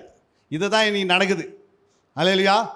6 நாள் நீ எப்படி இருக்கணும்? துன்மார்க்குடைய ஆலோசனை நடவாமல், பாவிகள் வழியில் நில்லாமல், பரியாசக்காரன் உட்கார இடத்தில் உட்காராமல் என்ன செய்யணும்? கர்த்தருடைய வேதத்தில் எங்கே போனாலும் நீங்கள் வேதத்தில் தியானமாக தான் உன்னுடைய சரீரத்தையும் ஆத்மாவையும் ஆவையும் பரிசுத்தமாக காத்துக்கொள்ள முடியும். புரியுங்களா? சும்மா நீங்கள் அப்படியே போயிட்டு வேலைக்கு போயிட்டு சும்மா வர முடியாது. உனக்குள்ளே நல்ல லோடு ஏற்றினீங்கன்னா பரிசுத்தம் உனக்கு இருந்தால் அவன் பரிசுத்தம் ஆகிடுவான். ஆனால் நீ அரைக்குறையாக இருந்தால் அவங்களுக்கு பாவத்தை தொத்தி நீங்கள் வந்துடுவேன். அல்லையா? அப்போ இந்த வேலை தான் அழுக வாரம் நடந்துனுங்க தவிர, நீ திருவந்திரம் போகும்போது திடீர்னு அந்த பாவத்தோடு திருவந்து எடுப்ப, திடீர்னு மரணம் போயிடும், மரணம் வந்துடும். சரீரத்தில் வாழ வேண்டிய வயசு பூரணம் அடைய முடியாது. அதனால தான் எப்பவுமே பரிசுத்தமாறுன்னு ஆண்டு சொன்னார். நீ எங்கே இருந்தாலும், கடலில் மீன் எங்கே இவ்வளோ நாள் இருந்தாலும் மீன் என்ன பண்ணுது? கடலுக்குள்ளே மீன் இருக்குது, பார்த்துக்கிறீங்களா? அந்த மீன் எது சார்ந்து வாழதில்லை? உப்பை சார்ந்து வாழாது. அல்லையா? அது உப்புல தான் இருக்குது. தண்ணி உப்பு, அது வாழறதும் உப்புல தான். ஆனால் உப்பு சாராமல் வாழுது. ஆனால் அந்த மீனை பிடிச்சி நம்ம உப்பு போட்டு சாப்பிட்றோம். அல்லையா? அப்போ பாரு, உப்பு இருக்கிற மீனே உப்பு சாராது இருக்கும்போது பாவமான அந்த உலகத்தில் பாவத்தை சாராமல் வாழணும். அதுதான் பரிசுத்தவான். அப்படியே பாவத்தை தொத்தின்னு வர வேண்டியது. அப்புறம் சபையில் அந்த அலையில சொல்லி எப்படியாவது விடுதலை ஆக்கணும். எப்படி விடுதலை? நீ உனக்கு ஒவ்வொரு நாளும் என்ன பண்ணணும்? பாவம் எப்படியாவது தொத்தின்னு வரும். பாவத்துக்கு விலகி வாழணும், பாவத்தை விட்டு ஓடணும். பாவத்துக்காக என்ன செய்யக்கூடாது? இடம் கொடுக்கக்கூடாது. பிசாசுக்கு என்ன பண்ணக்கூடாது? பிசாசு என்ன பண்ணுவான்னா, அவங்க இருக்கிற பாவத்தை தூக்கினா உனக்குள்ளே ட்ரான்ஸ்ஃபர் பண்ணி விட்டுருவான்.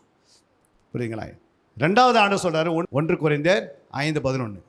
நான் உங்களுக்கு எழுதினது என்னவென்றால், சகோதரன் எண்ணப்பட்ட ஒருவன். பாருங்க, சகோதரன் எண்ணப்பட்ட ஒருவன். சகோதரன் யாரு? இப்போ இங்கே உட்கார்ந்துருக்கிறோம் சகோதரர்கள். புரியுங்களா? இங்கே சகோதரர்ல, சகோதரிகள்ல ஒருவன் எண்ணப்பட்ட விபச்சாரக்காரனாவது, பொருளாசைக்காரனாவது, விக்கிரகாராதனைக்காரனாவது, உதாசீனையாவது, வெறியனாவது, கொள்ளைக்காரனாவது இருந்தால் அவனோடு கலந்திருக்க கூடாது. அப்படிப்பட்டவனுடைய கூட புசிக்கவும் கூடாது. இந்த இடத்துல யாராவது அப்படியேப்பட்ட 2 மனைவி தேவையில்லாத விபச்சாரம், வேசிதனம், பண ஆசை, பொருளாசை இருந்தாங்கன்னா அவங்ககிட்ட போய் வீட்டில் உட்காந்து என்ன பண்ணக்கூடாது? சாப்பிடக்கூடாது. இங்கேயே உட்காந்துருப்பாங்க. புரியுதுங்களா? அதனால தான் ஆண்டு சொல்கிற, சபைக்குள்ளே பேசுறத சகோதரன்றாரு. புரியுங்களா? சகோதரன் எண்ணப்பட்ட ஒருவன், அவனுக்குள்ளே இந்த மாதிரி குணம் இருந்துச்சுன்னா அவங்ககிட்ட என்ன பண்ணக்கூடாது? உட்காரக்கூடாது, சாப்பிடக்கூடாது, தண்ணி கூட குடிக்கக்கூடாதுன்னு ஆண்டு சொல்லிக்கிறார். அல்லையா? அப்போ நம்ம ஜாக்கிரதையாக இருக்கணும். உள்ளேயும் தொத்தத்துக்கு வியாதி இருக்குது, வெளியே இருக்குது. அப்போ பரிசுத்தமாக ஜீவிப்பது எப்படி இருக்கணும்? 1 தாமரை இலை போல் இருக்கணும். எத்தனை நாள் தாமரை இலை தண்ணியில் இருந்தாலும் என்ன பண்ணுறதில்ல, அது மேலே தண்ணி படாத வாழணும். சபையிலேயே உட்காந்துருக்கிற, ஐயோ அவர் அப்படி இருக்கிறாரு அப்படின்னு அவரை பற்றி பேசின்னு கூடாது. புரியுங்களா? நீ பாவத்தை எடுத்து பேசுனா பாவம் உனக்குள்ளே புகுந்துக்கும்.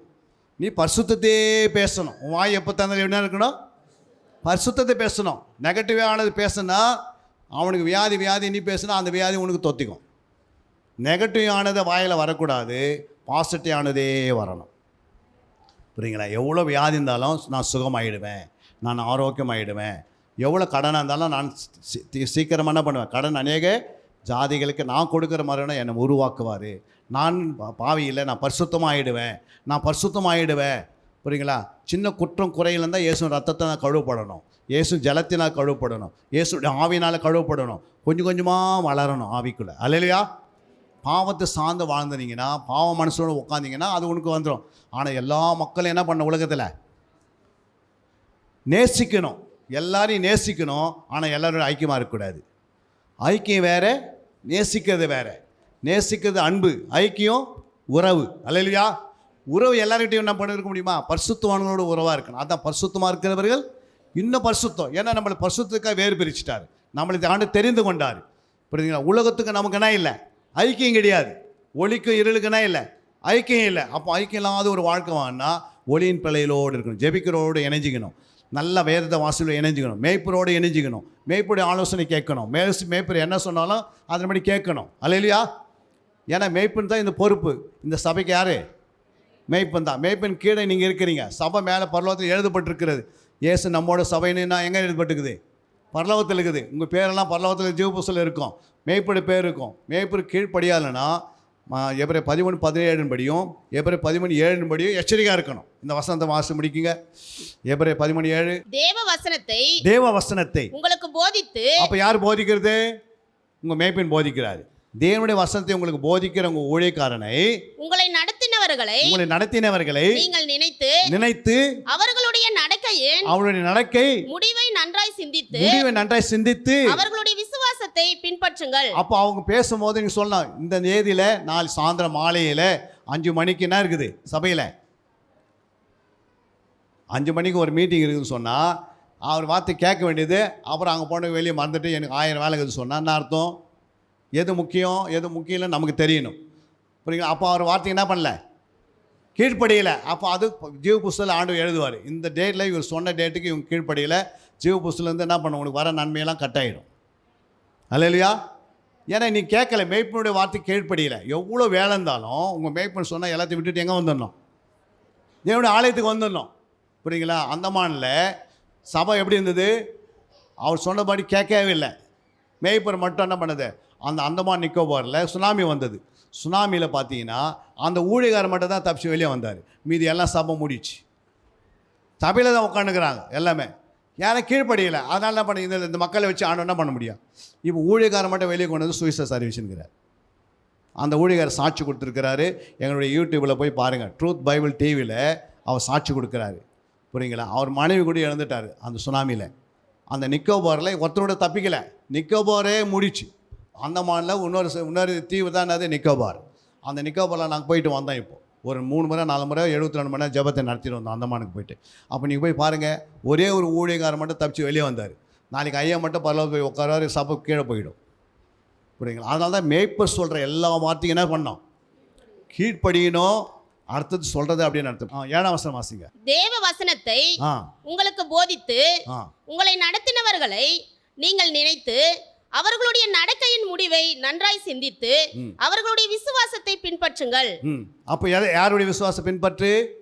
ஆண்டவரே சொல்கிறாரு, என் விசுவாசத்தை பின்பற்றாத, உங்கள் மேய்ப்பருடைய விசுவாசத்தை பின்பற்றுகின்றார்.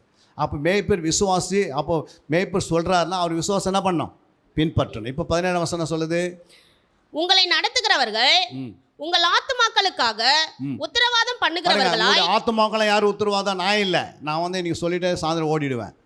புரியுங்களா? என்னுடைய வேலை முடிஞ்சிச்சு, நான் போயிடுவேன். ஆனால் இங்கே உங்களை நடத்துகிற யார்? உங்கள் மேய்ப்பர்.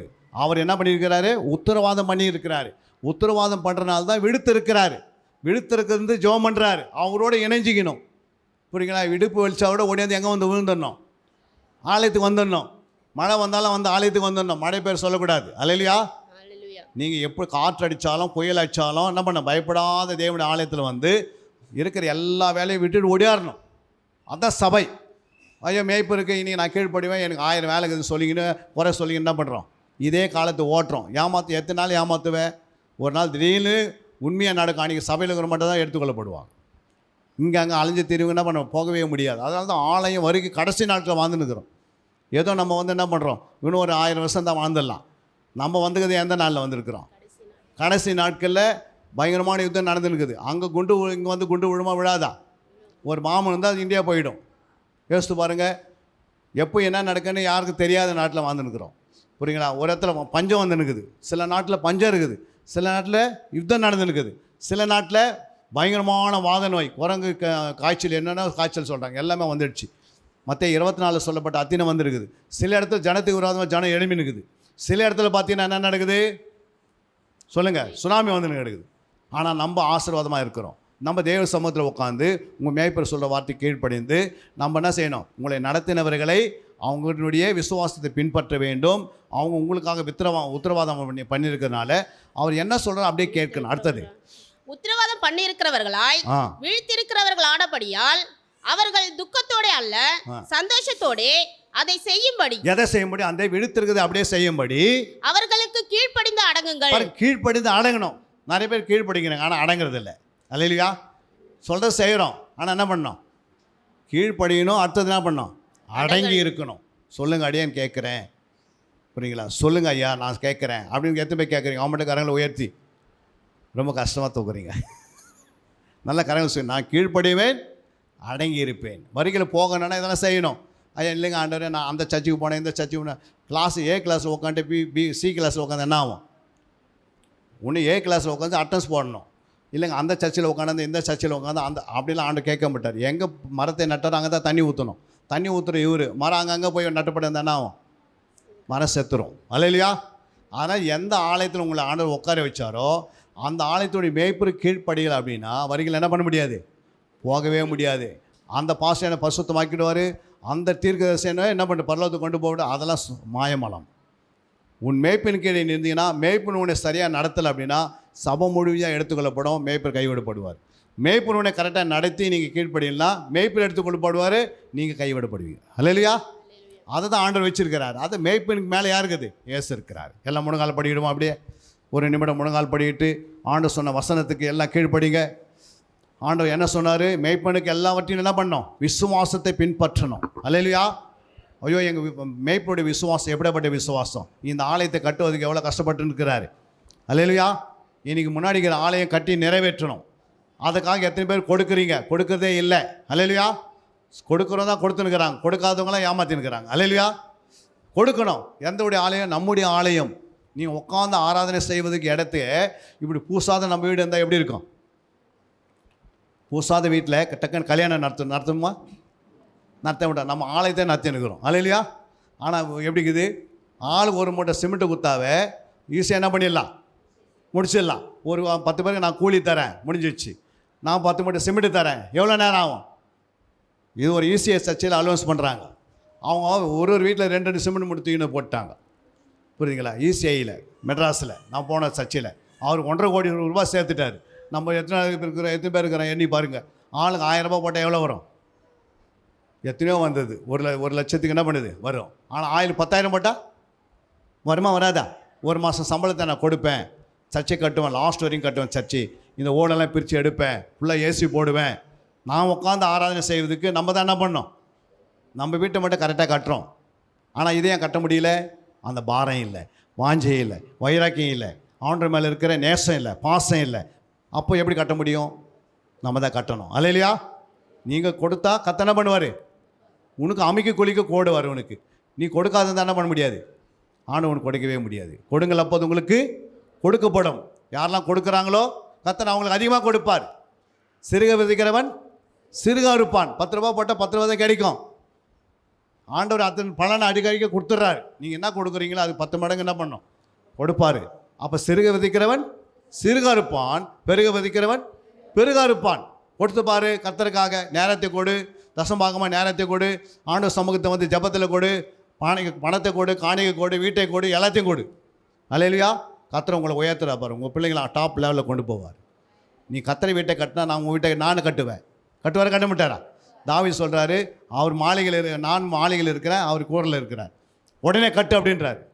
அப்போ தாவீது சாலமோன் கட்டினபடி ஆலயத்துக்கு எவ்வளோ செலவாச்சு? 10 லட்சம் ஆடு பலியை செலுத்துகிறாங்க. யோசித்து பாருங்க, அல்ல ஆடை உள்ள செலுத்தினா கட்டிடத்துக்கு எவ்வளோ உதவி செய்தார் தாவீது. அது மாதிரி கர்த்தர் சொல்ல மனப்பூர்வமாய் கொடுக்கணும், உற்சாகமாய் கொடுக்கணும். உற்சாகமாய் கொடுக்கறது கர்த்தர் எப்பவும் எப்படி இருப்பார்? அன்பாக இருப்பார், பிரியமாக இருப்பார், உற்சாகமாக இருப்பார். என் பிள்ளைங்க கொண்டு வந்து கொடுக்குது, எனக்காக கொடுக்குறாங்க, என் ஆலயத்தை கட்டுறாங்க. எல்லாம் கண்களை மூடி ஒரு நிமிஷம் 2 கரங்களை உயர்த்தி, ஆண்டவரே இந்த கேட்ட வசனத்தின்படி நான் வாழணும். எல்லாம் ஒப்பு கொடுங்க பார்க்கலாம். எல்லாம் கொஞ்ச நேரம், ஆண்டவரே கேட்ட வசனத்தின்படி பயப்பட மாட்டேன், எதை குறித்து நான் பயப்பட மாட்டேன். பூரண பயம், பூரண அன்பு பயத்தை புறம்பே தள்ளிடும். உங்களுக்குள்ள இருக்கிற எல்லா பலவீனம் உங்களை விட்டு போயிடும். உங்கள் வியாதி, உங்கள் சரீரத்தில் வருகிற எல்லா பலவீனங்கள், கிட்னியில் வர ப்ராப்ளம், நெஞ்சில் வர பலவீனம், சரீரத்தில் வர அவயங்களில் வருகிற பலவீனங்கள் எல்லாம் இயேசு சொல்கிறார், நான் உன் சரீரத்தை விட்டு விலக்குவேன். இந்த என்னுடைய வல்லமை, என் வசனம் வல்லமையாக இருக்கிறது, அது உனக்குள்ளே வந்திருக்கிறது. உன்னை விடுவிக்கும், உன் தேவைகளை சந்திக்கும். உன் கண்ணீரை கண்ட தேவன் நிச்சயமாக பதில் உண்டு. உன் நம்பிக்கை வீண் போகாது. ரேகாலா பாரால எல்லாம் அந்நிய பாஷையினால, எல்லாம் அந்நிய பாஷையினால ஒரு நிமிடம் அந்நிய பாஷை பேசுங்க பார்க்கலாம். கை தட்டாமல் முதல் கை தட்டாதீங்க. எல்லாம் கொஞ்சம் நேரம் அந்நிய பாஷை. கர்த்தருடைய மகிமை இந்த இடத்துல பிரசன்னத்தில் இறங்கி இருக்கிறது. ரபாலா ஷக்கா லாதி ரீகா ரபா. ஆண்டவரே என் பிள்ளைகள் உம்முடைய கரத்தில் இருக்கிறாங்கப்பா. ஆண்டவரே கண்ணீரோடு விதைக்கிறவர்கள் கம்பீரோடு அறுப்பார்கள். ஆண்டவரே குடும்பத்தை சமாதானப்படுத்துங்க, சந்தோஷப்படுத்துங்க. வர வேண்டிய பணத்தை வரவையுங்க. உம்முடைய தேவைகளை சந்திங்க. எல்லா வியாதிகள், நோய்கள் சரீரத்தை விட்டு விலகுவதாக. கர்ப்பத்தின் கனியை கர்த்தர் ஆசீர்வதிப்பீராக. தடைகளை எல்லாத்தையும் உடைத்து எரிகிறோம். கபா கபா ரீகா ரபா. நல்ல வேத வாசிப்பு, நல்ல குடும்ப ஜபம், நல்ல விழுத்திருந்து ஜபம், அதிகாலை ஜபம், கர்த்தரோட கண்ணீரோடு ஜபம், விழுத்திருந்து ஜெபிக்கக்கூடிய கிருபை எனக்கு தாங்க ஆண்டவரேன்னு கேளுங்க. ஆண்டவரே நல்லா விழுத்திருந்து ஜெபிக்கக்கூடிய ஒரு 2 மணி நேரம் கர்த்தருடைய சமூகத்தில் முழங்காலை நின்று ஜெபிப்பேன். ஆலயத்தை விடாத வருவேன். ரபா ரபா ரபா ரபா இக்கராதினிகா ரபா. கர்த்தருடைய மகிமை மகளை உன்னை தொடுகிறது. ஒரு அபிஷேகம் உன்னை தொடுகிறது. ஆவியான உன்னை தொடுகிறார். உன்னை தொட்டு உன்னை கடுகிற உன்னுடைய விளைவினத்தை எடுக்கிறார். ரபாலா ஷக்கலாதினிகா ரபா. நல்ல வேதத்தை வாசிக்கக்கூடிய கிருபையின் ஆவி உன்மேலே இறங்கி வருகிறது. ஜெபிக்கக்கூடிய வல்லமை அபிஷேகம் உன்னை நெருங்குகிறது. லா லா ஷக்கா ரபா ரீகா ராதனிகா ரபா. Thank you Jesus, thank you Jesus. நன்றி உள்ளத்தோட சோத்திரிக்கிறோம், துதிக்கிறோம் துதிக்கிறோம் துதிக்கிறோம். ஆண்டவரே இந்த பிள்ளைகள் மேல் உன்னை அபிஷேகத்தை ஊற்றுங்க, அபிஷேகத்தை ஊற்றுங்க, ஊற்றுங்க. அனல் மூட்டி எழுப்புங்க. கபா கபா கபா கபா. ஒவ்வொரு மேல மகிமையின் ஆவி, மகிமையின் ஆவியானவர், மகிமையின் ஆவியானவர் ஊற்றுங்க ஊற்றுங்க ஊற்றுங்க. சபையை நிரப்புங்க, கட்டுகள் உடையுங்க, எரியுங்க. ரபா ரபா ரபா ரபா ரபா ரபா இக்கரதினிக ரபா. ஒவ்வொரு சரீரத்தை தொடுங்க, ஒவ்வொரு ஆத்மாவை தொடுங்க, ஒவ்வொரு ஆவியை தொடுங்கப்பா. ஆவியை தொடுங்க, ஆவியை தொடுங்க, ஆவியை தொடுங்க, சரீரத்தை தொடுங்க. வல்லமை தொடட்டும், உங்களுடைய வல்லமை தொடட்டும். நெருக்கம் நெருக்கி எருகும். ஓ ரபாலா ரீக ரபாலாபா. கர்த்தருடைய மகிமை உன்மேலே இறங்கி இருக்கிறது, மகிமை உன்மேலே இறங்கி இருக்கிறது. ஆலே லூயா, ஆலே லூயா, ஆலே லூயா. கர்த்தர் சொல்கிறார், உன் வீட்டுக்காரத்தை ஒழுங்குபடுத்து, உன் வீட்டுக்காரத்தை ஒழுங்குபடுத்து. ஆலே லூயா. உன்னை சரி செய், உன்னை சரி செய். கர்த்தர் சொல்கிறார், உன் பிள்ளைகளுக்கு கர்த்தர் நல்ல போதனை கொடுக்கிறார். ஆலே லூயா, ஆலே லூயா. எல்லா கட்டுகளும் உடைக்கிறே தேவ ஆவியானவர் உன்கிட்ட வந்து விட்டார். உன்னை நெருங்கி இருக்கிறார், உன்னை விடுதலை ஆக்குறார். இன்னைக்கு நீ விடுதலையோடு தான் வீட்டுக்கு போவேன், விடுதலையோடு வீட்டுக்கு போக போறேன். ஆலே லூயா. உன்னுடைய தேவைகளை கர்த்தர் இந்த மாதம் முடிவதற்கு முன்பாக நிறைவேற்ற போகிறார். எல்லா தேவைகளை கர்த்தர் சந்திக்க போகிறார். ஒரு குறையில்லாத உன்னை வாழ வைக்க போகிறார். ராபாலா ஷக்கா ராதினிகா ரபா. கர்த்தருடைய மகிமையின் ஆவியானவர் உன்மேல் இறங்கி இருக்கிறார். ஒரு நாளும் கவலைப்படாத, கவலைப்படாத. உன் தேவைகளை கர்த்தர் சந்திப்பார். உன் பிள்ளைகள் தேவையை கர்த்தர் சந்திப்பார். உன்னுடைய எல்லா பிள்ளைகளுடைய வேலை வாய்ப்பை கர்த்தர் சந்திப்பார். குடும்பத்திலே திருமண காரியம் நிறைவேறும். ரபாலா ஷக்கா ரபாலா. கேன்சர் வியாதிகள் கர்த்தர் நொறுக்கி இருக்கிறார். ராலா ஷக்கா ராதினிகா ரபா. ஒரு மகிமையின் ஆவியானவர் உன்னை சுற்றி வேலடிக்கிறார். ஓ ரகாலாபா. கர்த்தருடைய ஆவியானவரே ஒவ்வொரு பேராக சுற்றி வேலையடித்து காத்துக்கொள்ளுங்கப்பா, காத்துக்கொள்ளுங்க. ஒவ்வொரு இந்த சபை நாளுக்கு நாள் விருத்தி அடையணும். ஆண்டவரே ஆயிரங்களாக, 1000 ஆத்துமக்களாக, 2000 ஆத்துமக்களாக பல கிளை சபைகளை ஸ்தாபிக்கும்படி ஆண்டவரே இங்கிருந்து ஊழியர்களை எழுப்புவீராக. நீ எழுப்புங்க, உம்முடைய நாமம் மட்டும் மகிமைப்படுவதாக.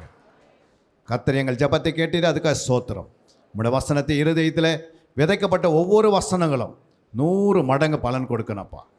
எல்லா தடைகளும் உடைத்து எரிகிறோம் அப்பா. இங்கேருந்து இவர்கள் போகும்போது ஆண்டவரே இன்றிருந்து ஒரு மாற்றங்கள் உண்டாகணும் சபைக்குள்ளே. ஒரு ஜெப வாழ்க்கை ஆண்டவரே ஜெப ஜீவன் பெருகணும். ஒவ்வொருக்குள்ளும் ஒரு வசன வாசிப்பு, தேவனை எப்படி தேடி வாசிக்கிறது, அன்பு எப்படி பிறக்குவது ஆண்டவரே இவருக்குள்ள உருவாகப்படணும். ஆண்டவரே உம்மை பார்க்கிறவர்கள் ஆண்டவரே இவர்களுடைய சரீரம் ஆத்மா ஆவி ஒரு கிறிஸ்துவனை போல ஆண்டவரே கிறிஸ்து போலே நடக்கணும், கிறிஸ்து போலே வாழணும், கிறிஸ்துவ போலே பேசணும், கிறிஸ்து போலே இந்த உலகத்தில் வாழ்ந்து காட்டணும். ஒரு வாழ்க்கை தான் அது. கிறிஸ்துவ போலே நான் வாழ்வேன். நான் பொய் பேச மாட்டேன், நான் திருட மாட்டேன், யாரையும் கொள்ளடிக்க மாட்டேன். நான் தேவனுக்கு கீழ்ப்படிவேன், தேவனுடைய சித்தத்தை செய்வேன், தேவன் சொன்னபடி வாழ்வேன். இந்த வாழ்க்கையில் உலகத்துக்கு எந்த கனெக்ஷன் கிடையாது. இந்த உலகத்தை வெறுக்கணும், இயேசுவை மட்டும் நேசிக்கணும், இயேசுவின் அன்பை நேசிக்கணும். இயேசு நமக்காக தந்த ரத்தத்தினால் கழுவப்படணும். சபை மேய்ப்பருக்கு எல்லாவற்றையும் கீழ்ப்படிந்து அடங்கி தேவ ராஜ்யத்தை கட்டி எழுப்பணும். இந்த ஆலயத்தை கட்டி எழுப்பணும். இந்த ஆலயம் மகிமையின் ஆலயமாக மாறணும். மற்றவங்க பார்க்கும்போது ஓ இந்த ஆலயத்தை கத்த நாங்கள் எங்கள் சரீரத்தின் கஷ்டங்கள் இந்த ஆலயத்தில் இருக்கிறது சொல்லணும். என் சரீரத்தின் கிரிகள் இந்த ஆலயத்துக்குள்ளே இருக்கிறது சொல்லணும். என்னுடைய கஷ்டங்கள், என்னுடைய பண தேவைகள் எல்லாம் இந்த சபைக்கு நான் போடுவேன். இந்த சபையை கட்டி எழுப்புவேன். இது என்னுடைய வீடு, இங்கே நான் ஆராதிக்கிற இடம், இது ஆராதனை செய்கிற இடம். இந்த இடத்தை நான் பரிசுத்தமாக வைத்துக்கொள்வேன். கர்த்தர் தாமே ஒவ்வொரையும் பேரிப்பராக ஆசீர்வதித்து உங்களுடைய நாமத்தை மட்டும் மகிமைப்படுத்து எல்லா துதிகளும் நமக்கே செலுத்து. நான் ஒரு அற்ப புரோஜனமுள்ள ஊழியக்காரன். பேச வேண்டியது ஆவியான் நீ பேசியிருக்கிறீர். நாங்கள் கேட்டு நாங்களும் உணர்ந்து மனம் திரும்பி நாங்களும் பரிசுத்தமாக வாழ உதவி செய்வோம். இயேசு நாமத்தில் நல்ல பிதாவே. கரங்களை தட்டி தேவ நாமத்தை மகிமைப்படுத்துங்களா. அன்பிற்குரியவர்களே, சத்திய வேத ஆராய்ச்சி வித்யாசாலை தரிசன ஊழியம் 1. வடமாநிலத்தில் 300 திருச்சபைகளை உருவாக்குதல். 2. மாதம் ஒருமுறை எழுப்புதல் உருவாக்கும் எழுப்புதல் கூட்டம். 3. ஊழியர்கள், சபை தலைவர்கள், சுவிசேஷர்களுக்கென கருத்தரங்கு, அதாவது சத்திய வேத ஆராய்ச்சி நேரம். 4. டிவி ஊழியம். 5. பத்திரிகை ஊழியம். 6. CD DVD ஊழியம். 7. பவர் கேம்ப் அக்னி அபிஷேக முகாம். 8. உபதேச ஆராய்ச்சி கருத்தரங்கு ஊழியம். 9. நலிந்த குழந்தைகள் இல்லம். 10. 24 மணி நேர ஜெப மையம். 11. சத்திய தேவ ஆராய்ச்சி கல்லூரி. 12. சிறுவர்கள் உருவாக்கும் ஊழியம். 13. மருத்துவ முகாம். 14. ஜெயில் ஊழியம். 15. கைப்பிரதி ஊழியம். 16. கிராம ஊழியம். 17. மிஷனரியை உருவாக்கும் ஊழியம். 18. நன்றி துதி ஆராதனை கூட்டங்கள். 19. சமூக நலப்பணிகள் ஊழியம். 20. இன்டர்நெட் மூலமாக ஆன்லைன் படிப்புகள். இது விரைவில் வரவிருக்கின்றது. 21. தேவனுடைய வருகைக்கு ஆயத்தப்படுத்துதல். இதனுடைய நோக்கங்கள்: 1 கோடி சீடர்கள் உருவாகுதல், 1 கோடி ஜாமக்காரர்கள் உருவாகுதல், 1 கோடி யுத்த வீரர்கள் உருவாகுதல், 1 கோடி ஊழியர்கள் உருவாகுதல். தரிசனத்தை அவன் கண்டபோது அவர்களுக்கு சுவிசேஷத்தை அறிவிக்கும்படி கர்த்தர் எங்களை அழைத்தார். புறப்பட்டு போக பிரயத்தனம் பண்ணி. அப்போஸ்தலர் நடபடிகள் 16:10.